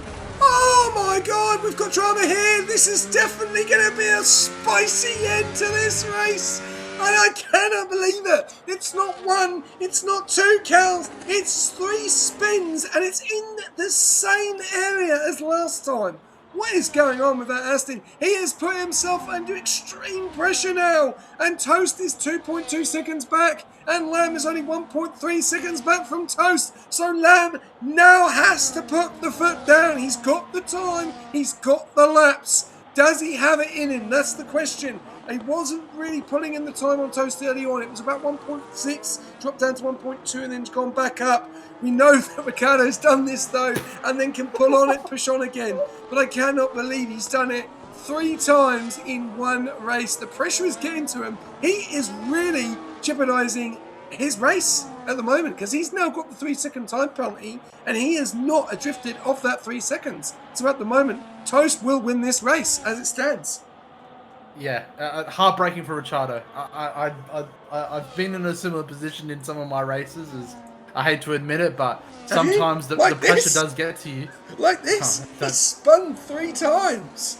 Maybe not as so high-profile mistakes. I'm not gonna lie, but you know, you still got to feel for him. He's clearly been the fastest guy on track, head and shoulders above the field. It's just, and I mentioned it at the beginning of the race, SJ. How's your consistency? You need to stay consistent.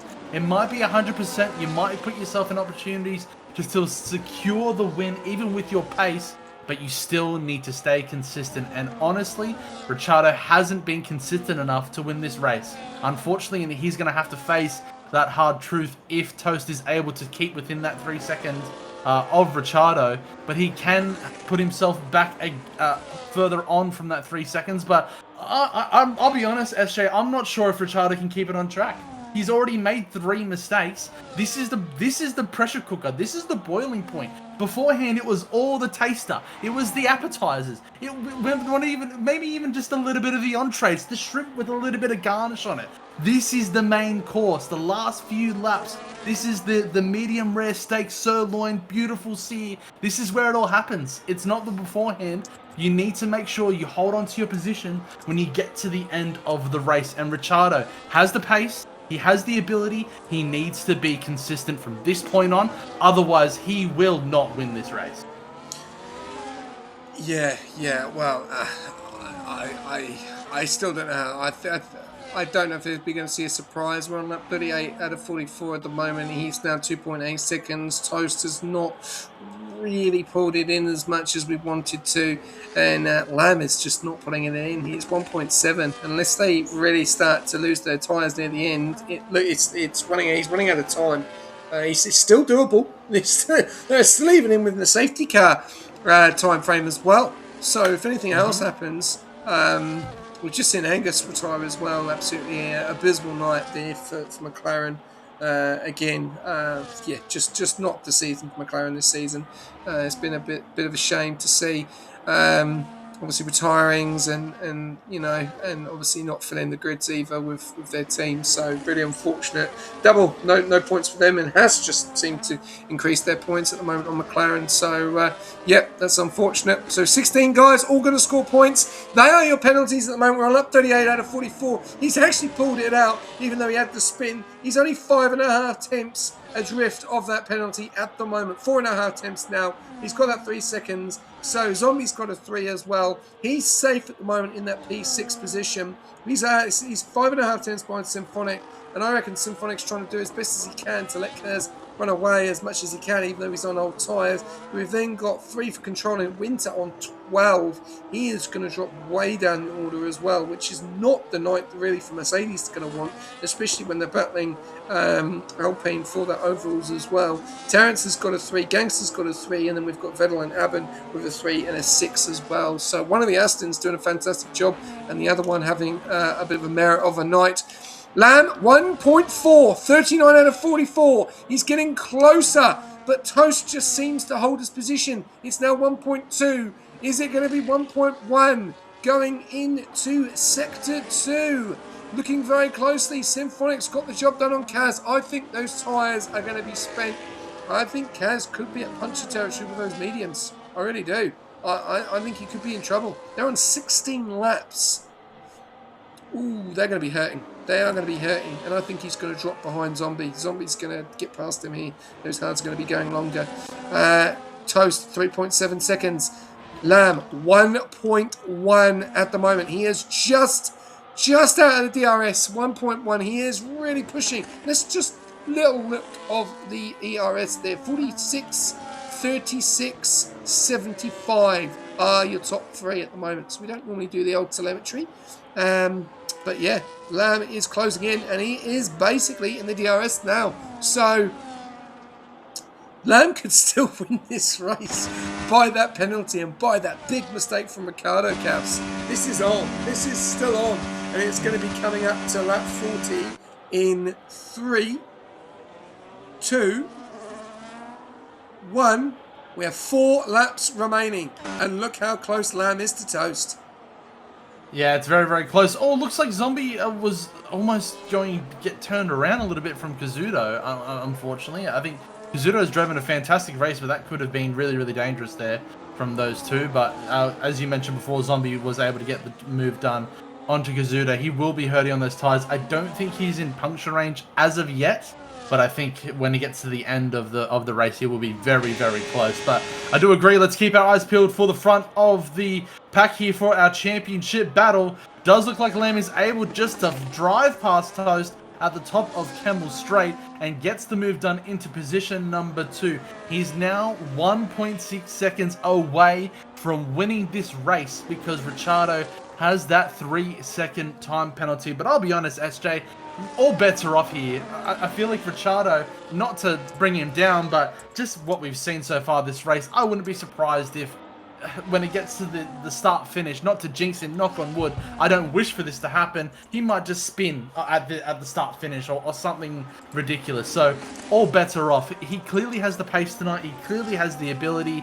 I think Lamb does have the younger tyres to be able to chase him down and close that gap. But Ricciardo does have a lot of pace on his side. He just needs to close this out. 4 laps remaining. We'll be very, very close to starting the 41st lap of 44, which will bring that gap down. Instead of 4 laps, will be 3 to get to the checkered flag. Can Ricciardo hold on to this position number 1? He's been able to pull a little bit from Lamb across the lap. He has extended that gap by about 4 tenths after that move was done. Now 6 tenths, so he clearly has the ability and the pace.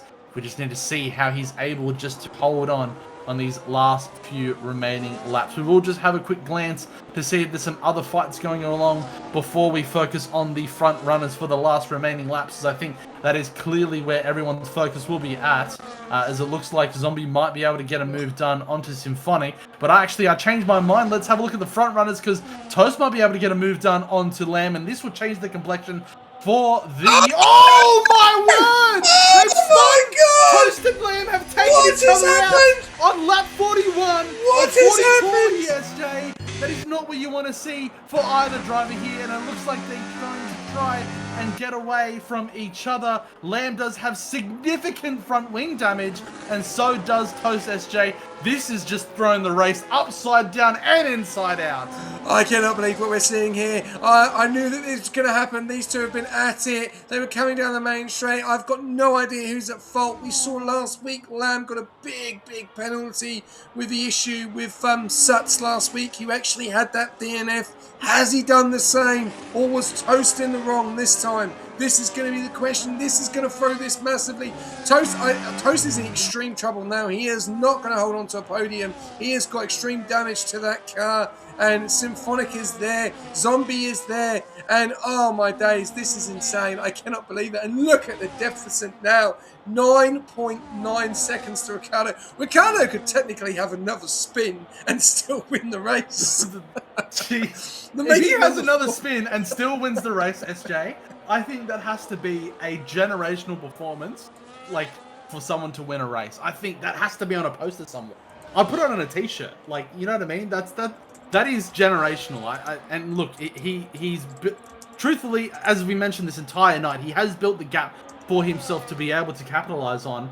But yeah, that's going to be a massive talking point for weeks and potentially months to come, because that could really change the complexion of the championship fight for both drivers, because I think Toast might be getting reeled into Symphonic, and I think these RBs are really trying to capitalize off the situation. As again, don't tell me, SJ. God, oh no my way. God! Oh my God! There's He's no done way. it again. He has done it again. Does this guy not want to win this race? Like, seriously, this is insane. He's done it again. Honestly, he has just got enough of a gap though because of Lamb's damage. Otherwise, he would have. Oh my God! I cannot believe it. I cannot wait to hear this interview. I cannot wait to hear this interview. I want to ask him about the qualifying because that was just. Oh no! God, he's done it again, nearly. Oh my God! He's just. He's going to lose this race if he's not careful. But look what is going on here. We have got more drama with 2 laps of racing remaining. We've got Lamb under pressure. Toast has joined the party. Symphonic's joined the party. Zombies joined the party. Kaz is in there as well. Could we see a double? Oh! Zombie's gone into the wall. He smashed his sides. Kaz has got through. Symphonic's in the P4. Toast and Lamb are going at it again. One's got damage, the other one's got damage. Symphonic is on the right-hand side into the bus stop chicane. Goes for a move on the outside. Does he get the move done? He's up in a P3. Toast goes wide. Kaz goes around the outside. Gets the job done. The 2 V-cabs are going at it. Are we going to see the 2 V-cabs on the podium? This would be absolutely insane. I have no idea how the heck Kaz is holding on to those tyres. He has done an absolutely fantastic job. They're still going at it. Sorry, I'm going to let you take over, Kaz. I'll take the last lap. They're still going at it. Over to you. Yeah, let's see how they negotiate this. RB smell blood in the water heading into the Camel Straight. Lamb does lead him through, but Toast is trying to get the move done. These are critical positions here for the lead of the race, for the standings, for everything going on. Kazuto almost tries to put a nose into the inside there, but does decide just to keep it a little bit onto the left-hand side of the racetrack. There's so much going on here, SJ. And Kazuto's going to try and move on the outside against both championship protagonists. He's going to try and get the inside for the left-hander of No Name. We've seen some incidents happen there, but he's able just to negotiate. But this has drawn Sick Party. This has also drawn in Control In and Zombie into this battle. Sick Party's going to try and move around the inside of Puon, but he's not able to get the power down. He's going to try and get the move down on the outside of Kazuto. Does able to get ahead of him and does get the inside lane, but Controlin is also going to try and get an opportunistic move as well on Kazuto. Going to get around the outside and gets it done as well. Beautiful move from Controlin, but Kazuto is still coming back at him. Maybe a little bit of a push down. Controlin will have a bit of a snap of oversteer and will not be able to continue the fight moving forward. This is not even a race anymore. It's a mosh pit for position number 2, and Lamb is leading the way for position number 3, as Symphonic looks like he's pulled away a little bit from this fight that's happening for position 3. There's like 7 cars here, SJ. Best of luck commentating this final lap. I have no idea who's going to be on the podium when we get to the start-finish at the end of this lap. Oh, here we go. Oh! More drama at the back there. There's a massive accident. The two Mercedes have come together. Scenes here, absolutely scenes here. Well, we're not going to stop there because Lamb is in P3. Symphonic is on his way to a P2. Lamb is in P3. He's got Toast behind him. He's got Sick Purdy. Kaz has just lost it. I don't think he's got enough in the tyres. He's going to come under pressure from controlling. We're going to go back to Lamb. Lamb is going up again side by side with his brother. Sick Purdy going around the outside. He has a bit of a tap on Toast. He goes wide. Toast goes around the outside, keeps the move. Sick Purdy goes for the switch. He's on better tyres. He's got less damage. He's going to go to the final here. It's going to be so close. Lamb's dropped down into P5. Toast is dropped into P3. Ricardo, unless he has another spin again, which will be number 5 of the night. He is going to win this race. Symphonic in P2. Toast in P2, 3. Sick Purdy in P4, controlling has got the move done on his teammate Lamb. Lamb is dropping further down the pecking order. He could even lose out Kazuto. Kazuto is trying to get the move done as well. I don't know what is going on here. We're going back front. We've got more goes going on. We've got Gangster and Winter going at it around the outside. We've then got controlling getting into it. Sick Purdy. Can he hold on? Can he get the move done on Toast? He's got one massive straight to go for it. 4 tenths. Can he get it down to 3 tenths? Can Toast hold on? We've got yellows going on. Ricardo has lost it! No! Corner! Symphonic has come right into the bus stop chicane. Oh my God! Please. This is absolute drama. No way has he lost this race. Symphonic has done it. The corner. Symphonic! Oh my God! Toast and Sick Purdy are going to go across the line, and Toast finishes in P3. Sick Purdy oh my God!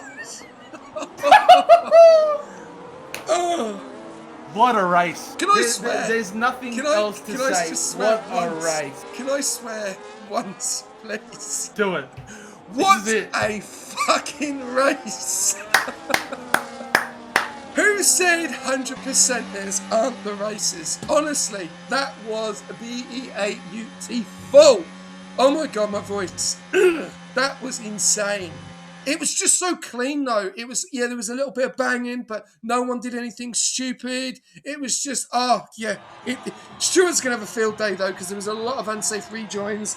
And Ricardo, again, 5 spins, and he still wins the race. I cannot wait for these interviews. I'm speechless, SJ. Me, I'm speechless. I'm speechless. This is the most je ne sais quoi race that I've ever seen on Rush Racing. This is up there. Like from the fight with the championship leaders between Toast and Lamb, Ricciardo clearly having the pace against the rest of the field, was head and shoulders above the rest, still putting himself in unnecessary situations with the multiple spins. I think he had 3 spins in the last 5 laps, but he didn't get capitalized because there was so much fighting across the midfield. That was, there's going to be a lot of administration things that need to get sorted afterwards, SJ. I think there's going to be some paragraphs, essays, chapters, and books that are going to be written in these tickets because there was so much going on. I think you could write an entire autobiography of the Rush Racing League by the end of it. I think there will be a lot of text that needs to be sifted through, but still, I think from a viewing experience, it's been absolutely phenomenal. Ricciardo will take the honours. Symphonic will be in position number 2, and Toast will be in position 3. I didn't even get a chance to read the rest of the grid there, SJ, because there's just so much to really discuss and go on. But I think a fantastic shout out needs to go to Kazuto as well. He put himself in the right positions. Both the RBs did as well, to really capitalize off of these situations that happen. And that's what it is. That's what it's about in 100%, is you need to just always be there. Imagine if some of these guys that didn't DNF in the back end of the race decided just to see it out a little bit. It all kicked off in the last 5 laps. There was so much opportunity for anyone that might have had an unfortunate lap, unfortunate race, unfortunate beginning few laps to really capitalize off these front runners making those moves and kind of putting themselves in situations where they not going to benefit from, and you potentially could have got some more points for your teams. But that's life, that's racing, and we'll kick off the interviews in a moment's notice. But I need to get a drink. I am tweaking at the moment. That was cinema. That was cinema on cinema. That was what cinema should be. That was unreal. Yeah, I just want to get my voice back. I think I've woke the wife up, which I'll explain why I woke her up because that was epic. There was just so many tight angles where they couldn't overtake. The biggest one, obviously, tonight was Ricardo losing it 4 or 5 times. Then we had the incident with obviously Toast and Lamb, which will definitely go into the stewards. And then we had him lose it again, and then it just brought everyone back into it. We've obviously got. We're just waiting on Ricardo now to jump in, and also Toast if you can jump in as well. It'd be great to hear what they've got to say. But that was just an epic race. Even though it was a 100% race, and it all came down to the last 2 laps where it really happened. There was a lot of drama that happened in that race. So yeah, so let's get these guys in for a quick interview to see what they've got to say. And then yeah, while you're getting your drink, I've got my drink as well.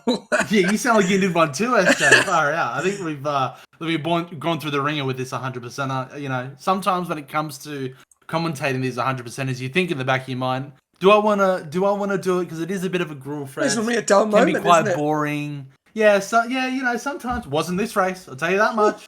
Definitely was not tonight. If anything, it's the other spectrum where there's too much talking. There's too much action to cover. There was too much going on, but nonetheless, I think this is one for the ages. I think if you want to have a look at what rush racing is about, if you want to have a look at what we really endorse and what it's all about, it's fantastic racing and battles. Of course, there are going to be some question marks over some moves, some re-entries, some positions being gained or lost because of some games being played. But that's the game. You have to play it a little bit. You have to play to it and try to capitalize as much as you can. So a phenomenal race. I think hats off to all 20 drivers that participated tonight. You guys put on a fantastic performance nonetheless. Whether or not what happens in terms of points deductions and championships and whatever happens with the stewards, I think this race was a phenomenal viewing experience for myself personally. And I think everyone would agree that's kept their eyes on this race would agree also that was a really good race. So hopefully we can get all of the podium sitters to be able to jump in the comms box, guys. So if you're able to jump in the comms box so we can have a discussion about that phenomenal race, then please do so. I think we are waiting on one more individual as well. I think we are waiting for Ricciardo to jump in. I'd love to have a chat with him because I tell you what, that would be a conversation that I need to ask the question. Yeah, like what was going on? Because there was, I don't know. I'm lost for words. I've spoken too much. Yeah, definitely. All right, well, I'll go. Thanks, SJ. Where he's doing a 24 Nürburgring, and I'm like, I don't care, mate. You jump in on this mic. You set literally a Div 1 qualifying time. You've spun 5 times. I want to hear what you've got to. I want to hear what you've got to say. I don't care. He's doing a 24-hour Nürburgring, mate. He's still got a mic. Getting on the mic. Anyway, let's go straight to drive of the day. I'll kick it off, and then I'll get Kaz to kick off the rest of the interviews, and we'll go from there. But Kaz, obviously, welcome. Congratulations on the drive of the day. I've got to say, an absolute phenomenal drive. Obviously, from the night, you probably thought, oh, I've got a quali ban, that's going to be, hurting. But you made your way through. You got the safety car. You then jumped into the mediums. How the hell did you get the mediums to the end there? And also, how did you end up in a 5-way fight on those old mediums? Just take us through the whole race and everything. Yeah, look, it was a really good race. The strategy really worked from Symphonic, hards to mediums. Hards really played out till the end till the safety car. And it was gonna be a cruising race in I believe P5, and a little bit of a mishap at the front, obviously with Lamb and Toast. And they were fighting with bloody what's it called, wing damage, so that caused a little bit of a train. But it was a good race nonetheless. I enjoyed it at the end. Um, yeah. Yeah, I don't know. I don't know if you've ever raced Belgium before. I don't know if you've ever, had a race like that. But from your point of view, your POV, just let us know what those last two laps were like from your point of view. Yeah, no, it was a little bit chaotic, I will say. With the well, it was a five car train. Then zombie spun, which costed me a little bit. Oh, you know, uh, no words for it. Too chaotic. Uh, in reference, I've never seen an open lobby this bad. So, well, yeah. So that's how it is. Wow. Okay. We thought it was cinema from what we've seen. Obviously, you're seeing a different point of view. So yeah, do apologise on that. But for us as an audience and everyone tuning in, that was just entertainment. There was just so much going on, and everyone was fighting. We saw the incident earlier on with Toast and Lamb. We saw Ricardo spin so many times tonight and thinking that he was going to jeopardise it. We saw you just drive out on mediums, which we thought were going to pop. You then got the job on your teammate. He then got job back on you, and then you then got back into it. And then obviously Symphonic getting onto the podium, you getting into top five, making up umpteen amount of positions, massive points for VCAB. Like, how do you feel going into Monaco? Yeah, I feel really good. With Div 1 and then Div 2, we can really start to look forward from here for P5 in the constructors. Nice, nice. All right, over to you, Cass. Thanks very much, SJ. Before I ask you a question, Kazuda, I think I will just make a quick statement and say I think it's a little bit harsh to say that it was an open lobby. I think it was just an opportunistic moment for all the guys behind to try to make the overtakes on Toast and Lamb because of the incident that they got themselves into with the wing damage that they had. There was no one that was pushing each other off aggressively or dive bombing or hitting each other off and anything of that nature. So I think there might be a harsh assessment. But nonetheless, I do think that you've done a phenomenal race tonight. I will just quickly ask, what percentage were your tyres on at the end of that race? I have to know, because you had to be in the red. Yeah, it was definitely in the reds for sure. It was a bit cutting a bit too close there, really. I have no idea what it was because I never bothered checking it. But if you don't acknowledge it, it doesn't really exist for you. If you just close your eyes and don't look at the tyre wear, your tyres actually just don't wear. I love that. Big fan of that. Exactly. I'll just also say, I think the decision to start on the hards, I did question at the beginning. I think that the hard compound tire is a very racy tire and the tire that you want to be on for the majority of the race. But I think you pitted, if I'm not wrong, it was maybe lap 20 when the safety car came in, lap 22, 24. Am I correct with that?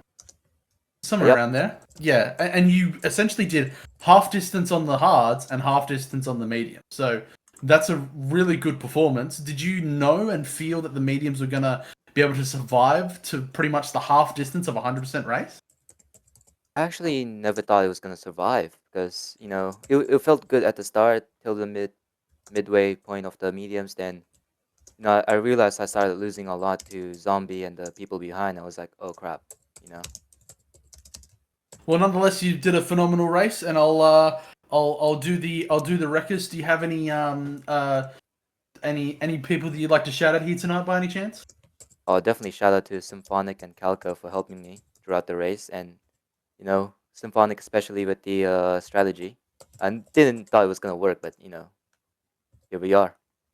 Here we are indeed. Well done, mate. You got driver of the day, and I think you ended up in position number 6 when it was all said and done. I could be wrong though. I didn't get a chance to Five. look at all the positions. Position 5. Thank you, SJ. So congratulations, well done, and good luck next week at Monaco. Thank you. No worries at all. I'll kick off for our position number 3 that I think was Toast. There was a lot going on that race, Toast. I want to have a chat with you first and foremost. We might need to have a bit of a therapy session after that race because I tell you what, there was a lot going on. Before I ask any questions, tell me what's your thoughts, opinions. Tell me what's on your mind after that race, mate. Give me the lowdown. Well, just pure chaos, with the incident with Lam, then like last 4 laps after that, there was like a lot of chaos, and I'm actually surprised that it still ended up P3, but we'll see what the verdict say if I keep it. Yeah, we'll definitely see as well as those reports will come in thick and fast. There's no doubt about that. I'll quickly just ask the question: do you think even with Lamb potentially maybe even making that overtake into the top of the Kemmel Straight, do you think maybe you can get that position back and fight him in the last few laps? Or do you think because of his younger tires and maybe a little bit of that pace that he potentially had on those younger tires, that position number 2 was potentially his? If he made that overtake at the top of Camel Straight. Well, he boxed under SC, so he had like 5 lap pressure tires. So Mm-hmm. I knew that I really had to keep him behind. So yeah, that's why I tried to fight really hard for it. Fair enough. Well, it was unfortunate that you guys had it coming together there, but I think hopefully you guys can keep it civil for the remaining 3 rounds. Final question from me: do you think you're able to close out the championship in your favor? Do you think you'll be able to get it done this season? Yeah, definitely. Beautiful. Love to hear the confidence. Thanks, Toast. Well done on position number 3, and I'll hand you over for SJ if he's got any further questions or comments for you, mate. But well done. Congratulations on position 3. Oh, right. Where do I start? Toast. Obviously, we saw the qualifying, and we saw an absolutely rapid time from Ricardo. It looked like it was going to be you or Lamb. We can eat tenths in the middle sector. Sorry. He gained 8 tenths in the middle sector. I was looking at the race director. It's crazy. Yeah, like we're obviously going to talk to him about it. There's going to be questions. There's going to be. I'm probably going to get about 10 DMs from people. Like that's not normal. We don't know if we got a tow. I just don't know where we got the pace from. But tonight he had the pace. He did push you out the DRS. You then got into a little bit of a fight with Lamb for a period of time. Zombie was 3.5 seconds better. He didn't really seem to get into the race. Didn't look like he was going to match the top 3. And then the 2 of you, all season, you've been fighting. I'm still going to talk to you about it. Like, you coming down the main straight. Who's at fault on this one, Toast?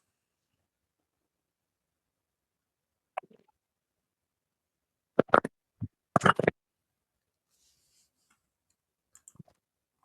you Wait, there? sorry, SG. What was that again? I said you were coming down the main straight. Who was at fault with the incident?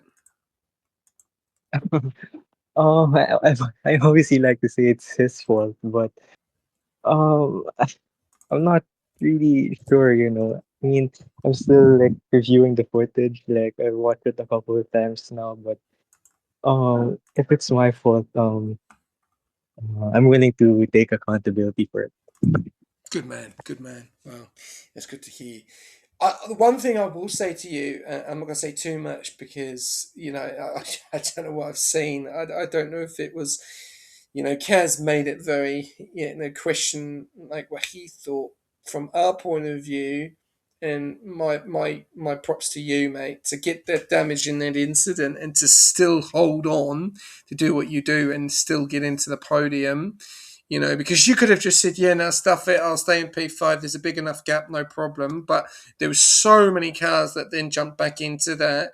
And then we then saw dramatic things happen right on the last lap when Ricardo spun on the last corner and Symphonic only lost out by 7 tenths in the end to winning the race.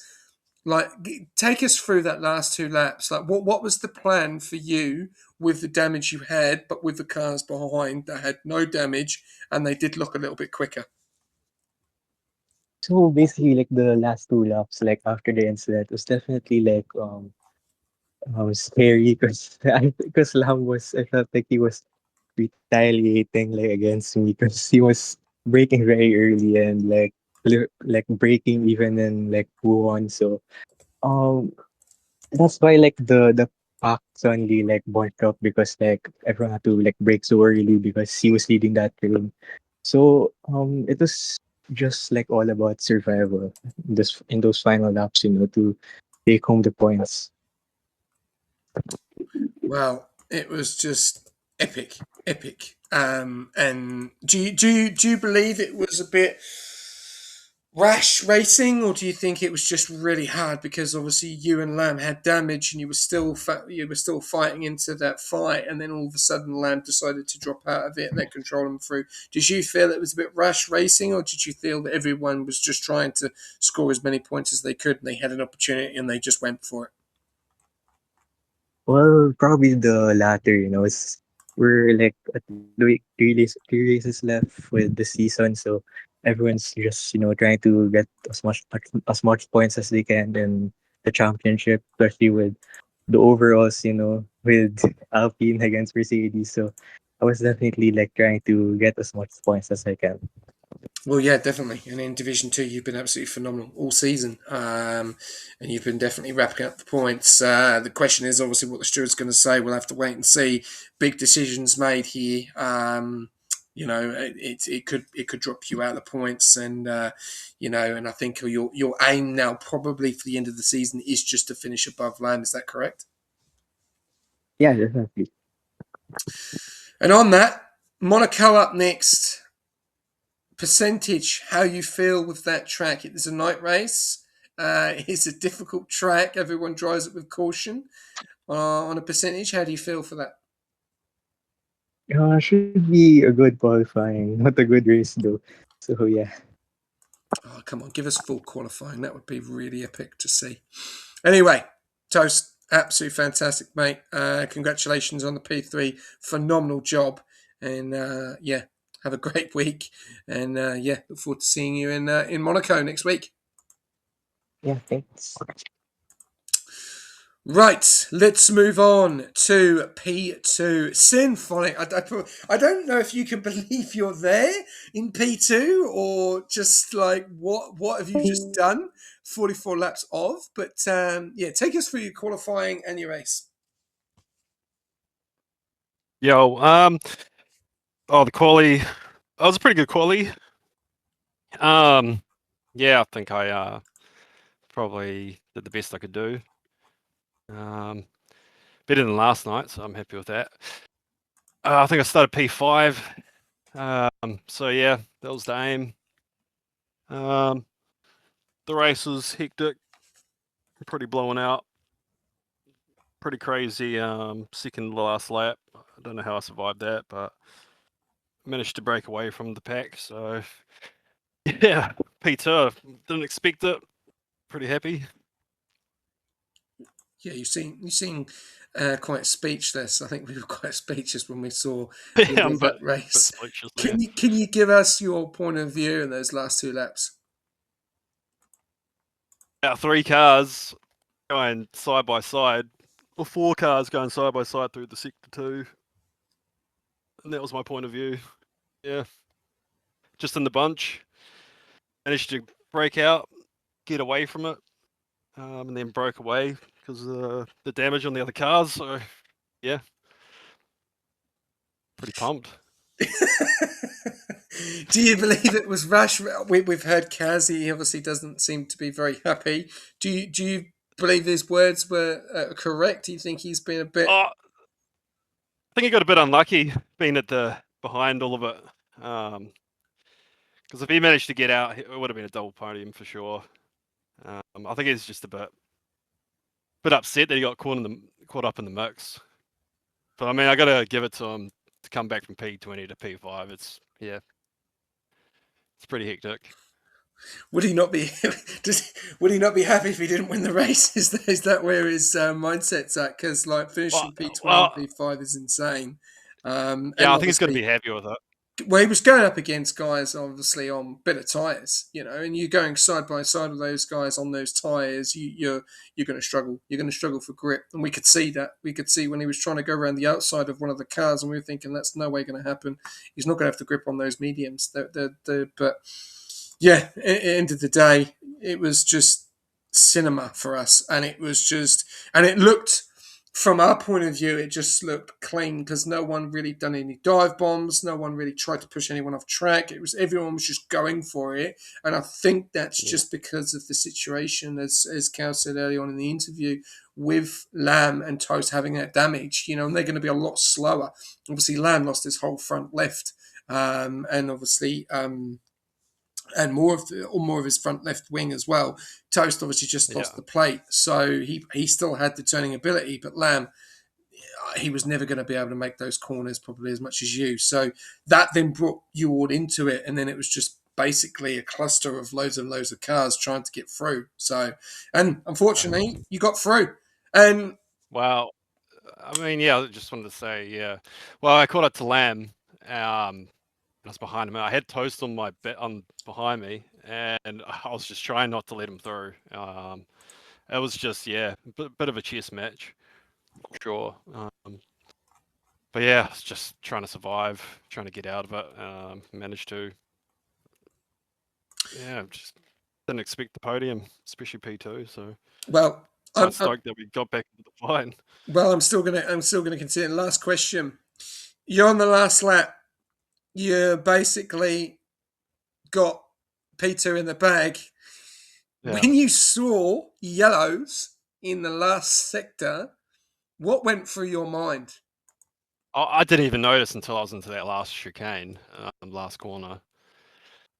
I probably would have tried to take the corners a bit quicker, because I didn't realize until I was in the middle of it that he had the 3 second and he spun, and yeah, I probably could have closed that 6-7 tenths possibly, but yeah, didn't expect Ricardo to spin for like the 4th time, 5th time, especially the line. So I don't know, got quite lucky there.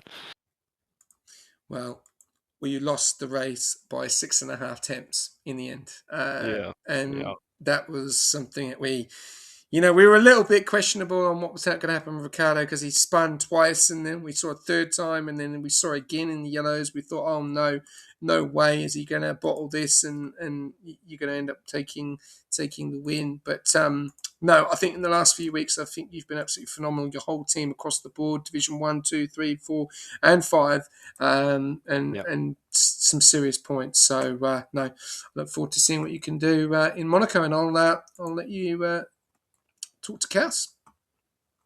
Yeah, man, thank you. Yeah, thanks, SJ. I won't keep you too long, Symphonic. You've done a fantastic job tonight. Really capitalised off some situations that happened in front of you, and that's what we want to see. We want to see people seeing them out to the end and seeing what they can really get to, depending on what happens in the race. You know, context is really important. So you've done really well to capitalise on that position number 2. Did you kind of see any of the incidents behind you at the end of that lap? Did you kind of feel that there was maybe a little bit, because as SJ mentioned, Kazuto does feel a certain way.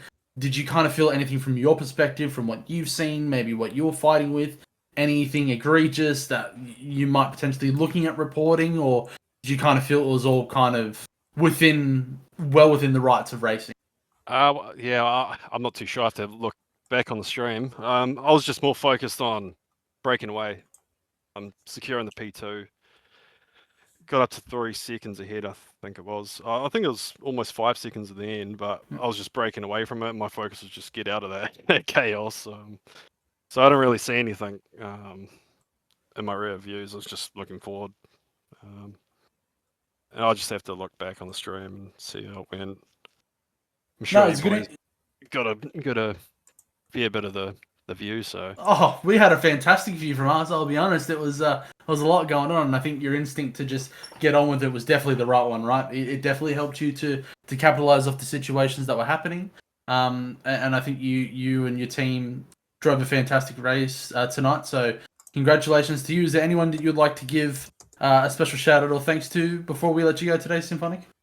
yeah, I'd like to shout out Calco and Vu for being in the VC, and then just big props to Kaz for coming back from P20. It was just a pretty awesome drive, especially starting on the hards. I knew he would get through the pack on that tyre, and then we got lucky with the safety car. So yeah, shout out to the team.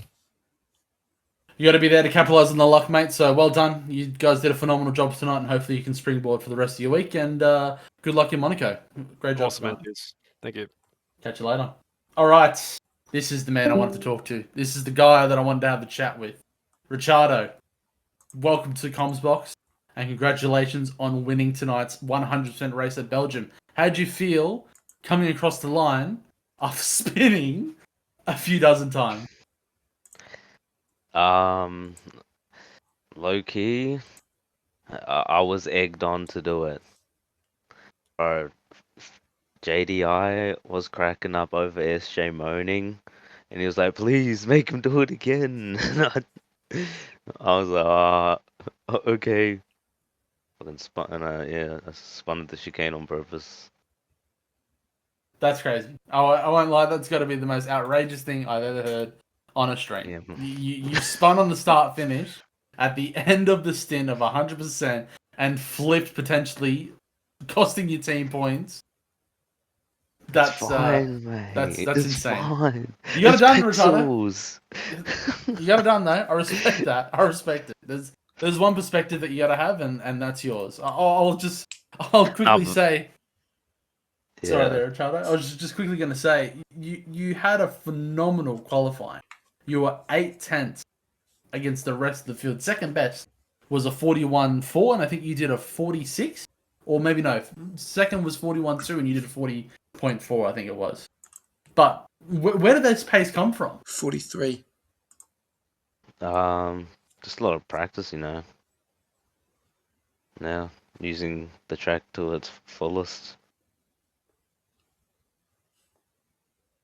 Love that. Big fan of that, Ricardo. Anyways, before I get SJ to ask any questions, is there anyone you'd like to give a shout out or special thanks to tonight?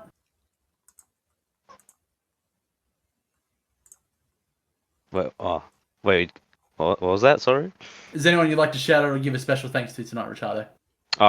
Just JDI for engineering me, and yeah,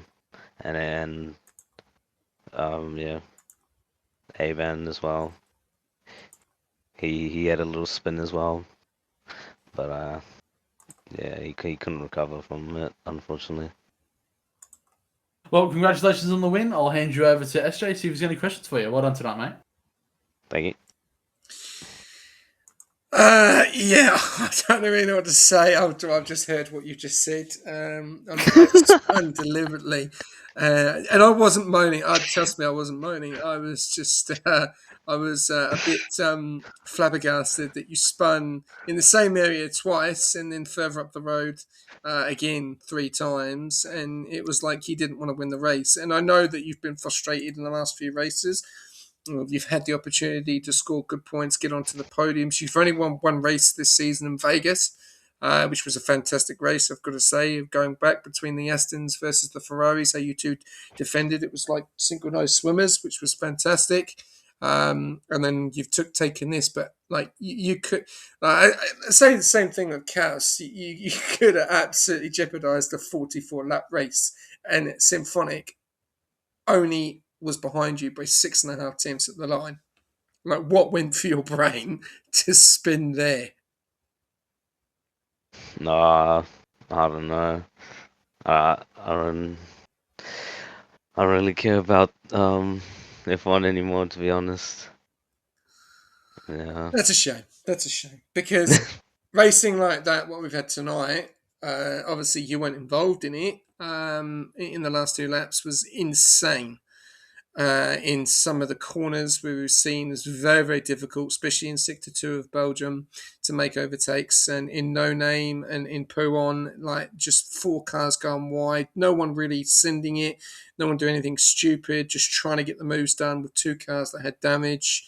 Was insane. I'm going to go back to quali because Kaz has mentioned you made 8 tenths in Sector 2. Yeah. Like, how?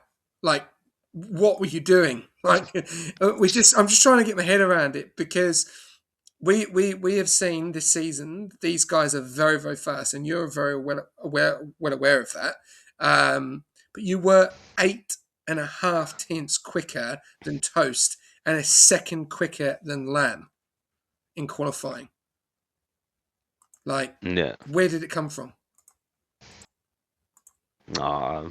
Probably just watching all those Yano Help Me videos got me really inspired. I don't know if you're joking. I don't know if you're being serious. It's just it's a Division 1 qualifying time. You've beaten Campbell Adams' qualifying time. So Damn. I have no idea where you've got that pace from, but yeah, very, very impressive. Um, Obviously, you said F1 is pretty over with yourself, which is a shame. But you're obviously going into Monaco next week. We've seen what we've seen in Division 2. Is it a worry for that track for you, or are you feeling that you're pretty confident? How do you feel? Yeah, I'll probably surgically remove my tire into a wall, but we'll see what happens. Yeah. Okay. Well, we'll have to wait and see. Have you got anything you want to say, like what you've seen tonight in Belgium and how your race panned out? I heard what happened to Lamb. That's that sounded a bit tragic, but yeah, sounded like a very chaotic race behind me. It was indeed, and well, congratulations. Lucky you didn't stuff up the spin in the end, and we wouldn't be having this conversation. But you managed to hold on and get the win. So well done, and I hope that is good momentum for you. I know you've no drive of the day for you this week. Actually, P1, so 30 points and the fastest lap as well. So 31 points. That is a big points gain going into the standings as well in Monaco with 3 races to go. So yeah, congratulations. Have a good week, and we'll see you in a night race in Monaco. All right, thanks, boys. Cheers, Ricardo. I don't know what to say. I'm a bit. Again, I think it's going to be a big investigation on the quality time. I'm gonna call it out there. I think 8 tenths in sector 2 is insane. I don't know what the stewards are going to say about that. If they're going to want to see an investigation, I hope it's legit. I hope everything's legit there, because that would be an absolutely catastrophic to be taken away. But all in all, Kaus, with the drama, with the question marks, with the situation with obviously Lamb and Toast tonight, that's going to be a big one for the stewards to make the final decision. Do you still feel it's going to go to the last 3 races between Toast and Lamb, or do you think Toast is going to probably pull away in Monaco? I think some of these investigations might sway that conclusion, but I think it's going to go down to the wire. I think Lamb has showed some phenomenal pace this entire season. I have no doubt in my mind that he'll be wanting to fight for every single point that he can get his hands on in the remaining 3 races. And I think he's a quality driver, and he'll push Toast to the absolute limit. In saying that, though, I think the gap, if the results stay the same, I think that gap is quite large now. It'll be bumped up to plus 20 points. So pretty much Toast will need to essentially DNF. So it'll be very difficult, but definitely not out of the question. Definitely. Well, that is it, ladies and gentlemen. Thank you very much for tuning in. I hope you have enjoyed that 100% race. There is more 100% races still to come, with tomorrow night, where you'll see me on track in Division 4 at the lovely Spa-Francorchamps. And then you've got Division 5, where you're going to see Cows take on TMT for that championship fight. It's still there, and it's still an opportunity. Will Cows be able to take the win? We'll have to wait and see. And then we've got the last one of the week with Division 3, which is the last 100% of the season, to say the least. It's been a fantastic season with 100% races. I think we've got them spot on this season. I think Belgium has definitely been a very good one. Division 1 was pretty appalling with the attendance, but still also we had some fantastic races from P2 down as well. And obviously tonight, Division 2 has definitely put it on the pedigree tonight of epicness and drama. And, well, I would probably say if I was a fan watching that, I would be on the edge of my seat thinking, who the hell is going to win this race? Or who's going to get on the podium? Because that could have been anyone. And that's what we love to see. And, we want entertainment. We want great racing. We obviously were a little bit disappointed to hear what Kaz's thoughts were, but it is good to hear what the drivers' thoughts are, because we don't get to see their POVs. We only get to see what you're seeing and what you guys are seeing on stream as well. So hopefully you've all enjoyed it. Thank you very much, XT. Hashtag we love Rush. I really appreciate the support from everyone. Kaz, I think that's probably one of the best comms we've probably ever done with myself. Yeah, that wasn't bad. I think I need to just not speak for like the next 2.5 days. Well, the voice is still going, so we're still on the page, which is really good. So no, and I want to say a massive thanks to Cows. 100% races can be long, can be boring, but thank you very much for sticking with me for 44 laps of absolute action-packed racing and drama-filled events tonight. So thank you very much, Cows. Well, thank you very much for letting me be here to experience it. Because I'll tell you what, this was a race for the ages. And I will say one last thing. I told you, Lamb wouldn't win. Yeah, well, it's going to be a big one for the stewards. They got some big decisions to make, and that could be overall deciders. And you already heard it from the man himself, and you heard it from his mouth. Toast has said he'll take accountability if he is in the wrong on that incident. Will that bring Lamb further back up? Will we be going into Monaco within 4 points, 5 points, 10 points? You know, there's still 3 races. This is the big one tonight. 30 points were up for grabs. And this is the biggest one. You're not going to score any more points than this from tonight. So we're heading over to Monaco next week. So get ready for that. That is going to be a very interesting weekend. I'm sure a lot of people are probably not looking forward to it because it's Monaco and the Wolves do bite. I'm sure we're going to see Niall race that race in Division 1. He is the fastest man in the world on that track. So, yeah, you do not want to miss that. And for the first time, it will be a night race. So hopefully it's going to be an epic night of racing. Thank you very much to everyone tuning in as always. SS Family 3858, big shout out to you, mate. Thank you very much for the follow, all for the onboards, the Ask Q and A's. We had a few followers yesterday. Jazzy Edits, David 3022 and Davey Polar. And then we had Luxury, McShawn and Maverick the Goat. Thank you very much to all the viewers as always for your support, as Rekas does give you a big shout out, as I will as well. That was an absolutely fantastic night, and I'm very glad I've done it. I am basically spent now. I need to save my voice for the next one. But yeah, we'll leave you a quote as I always do. Ricciardo was too quick tonight, but if he didn't make that mistake, would Symphonic have got him? We'll have to wait and see next time for the next 100. But if not, we'll see you in Monaco for more action. Good night.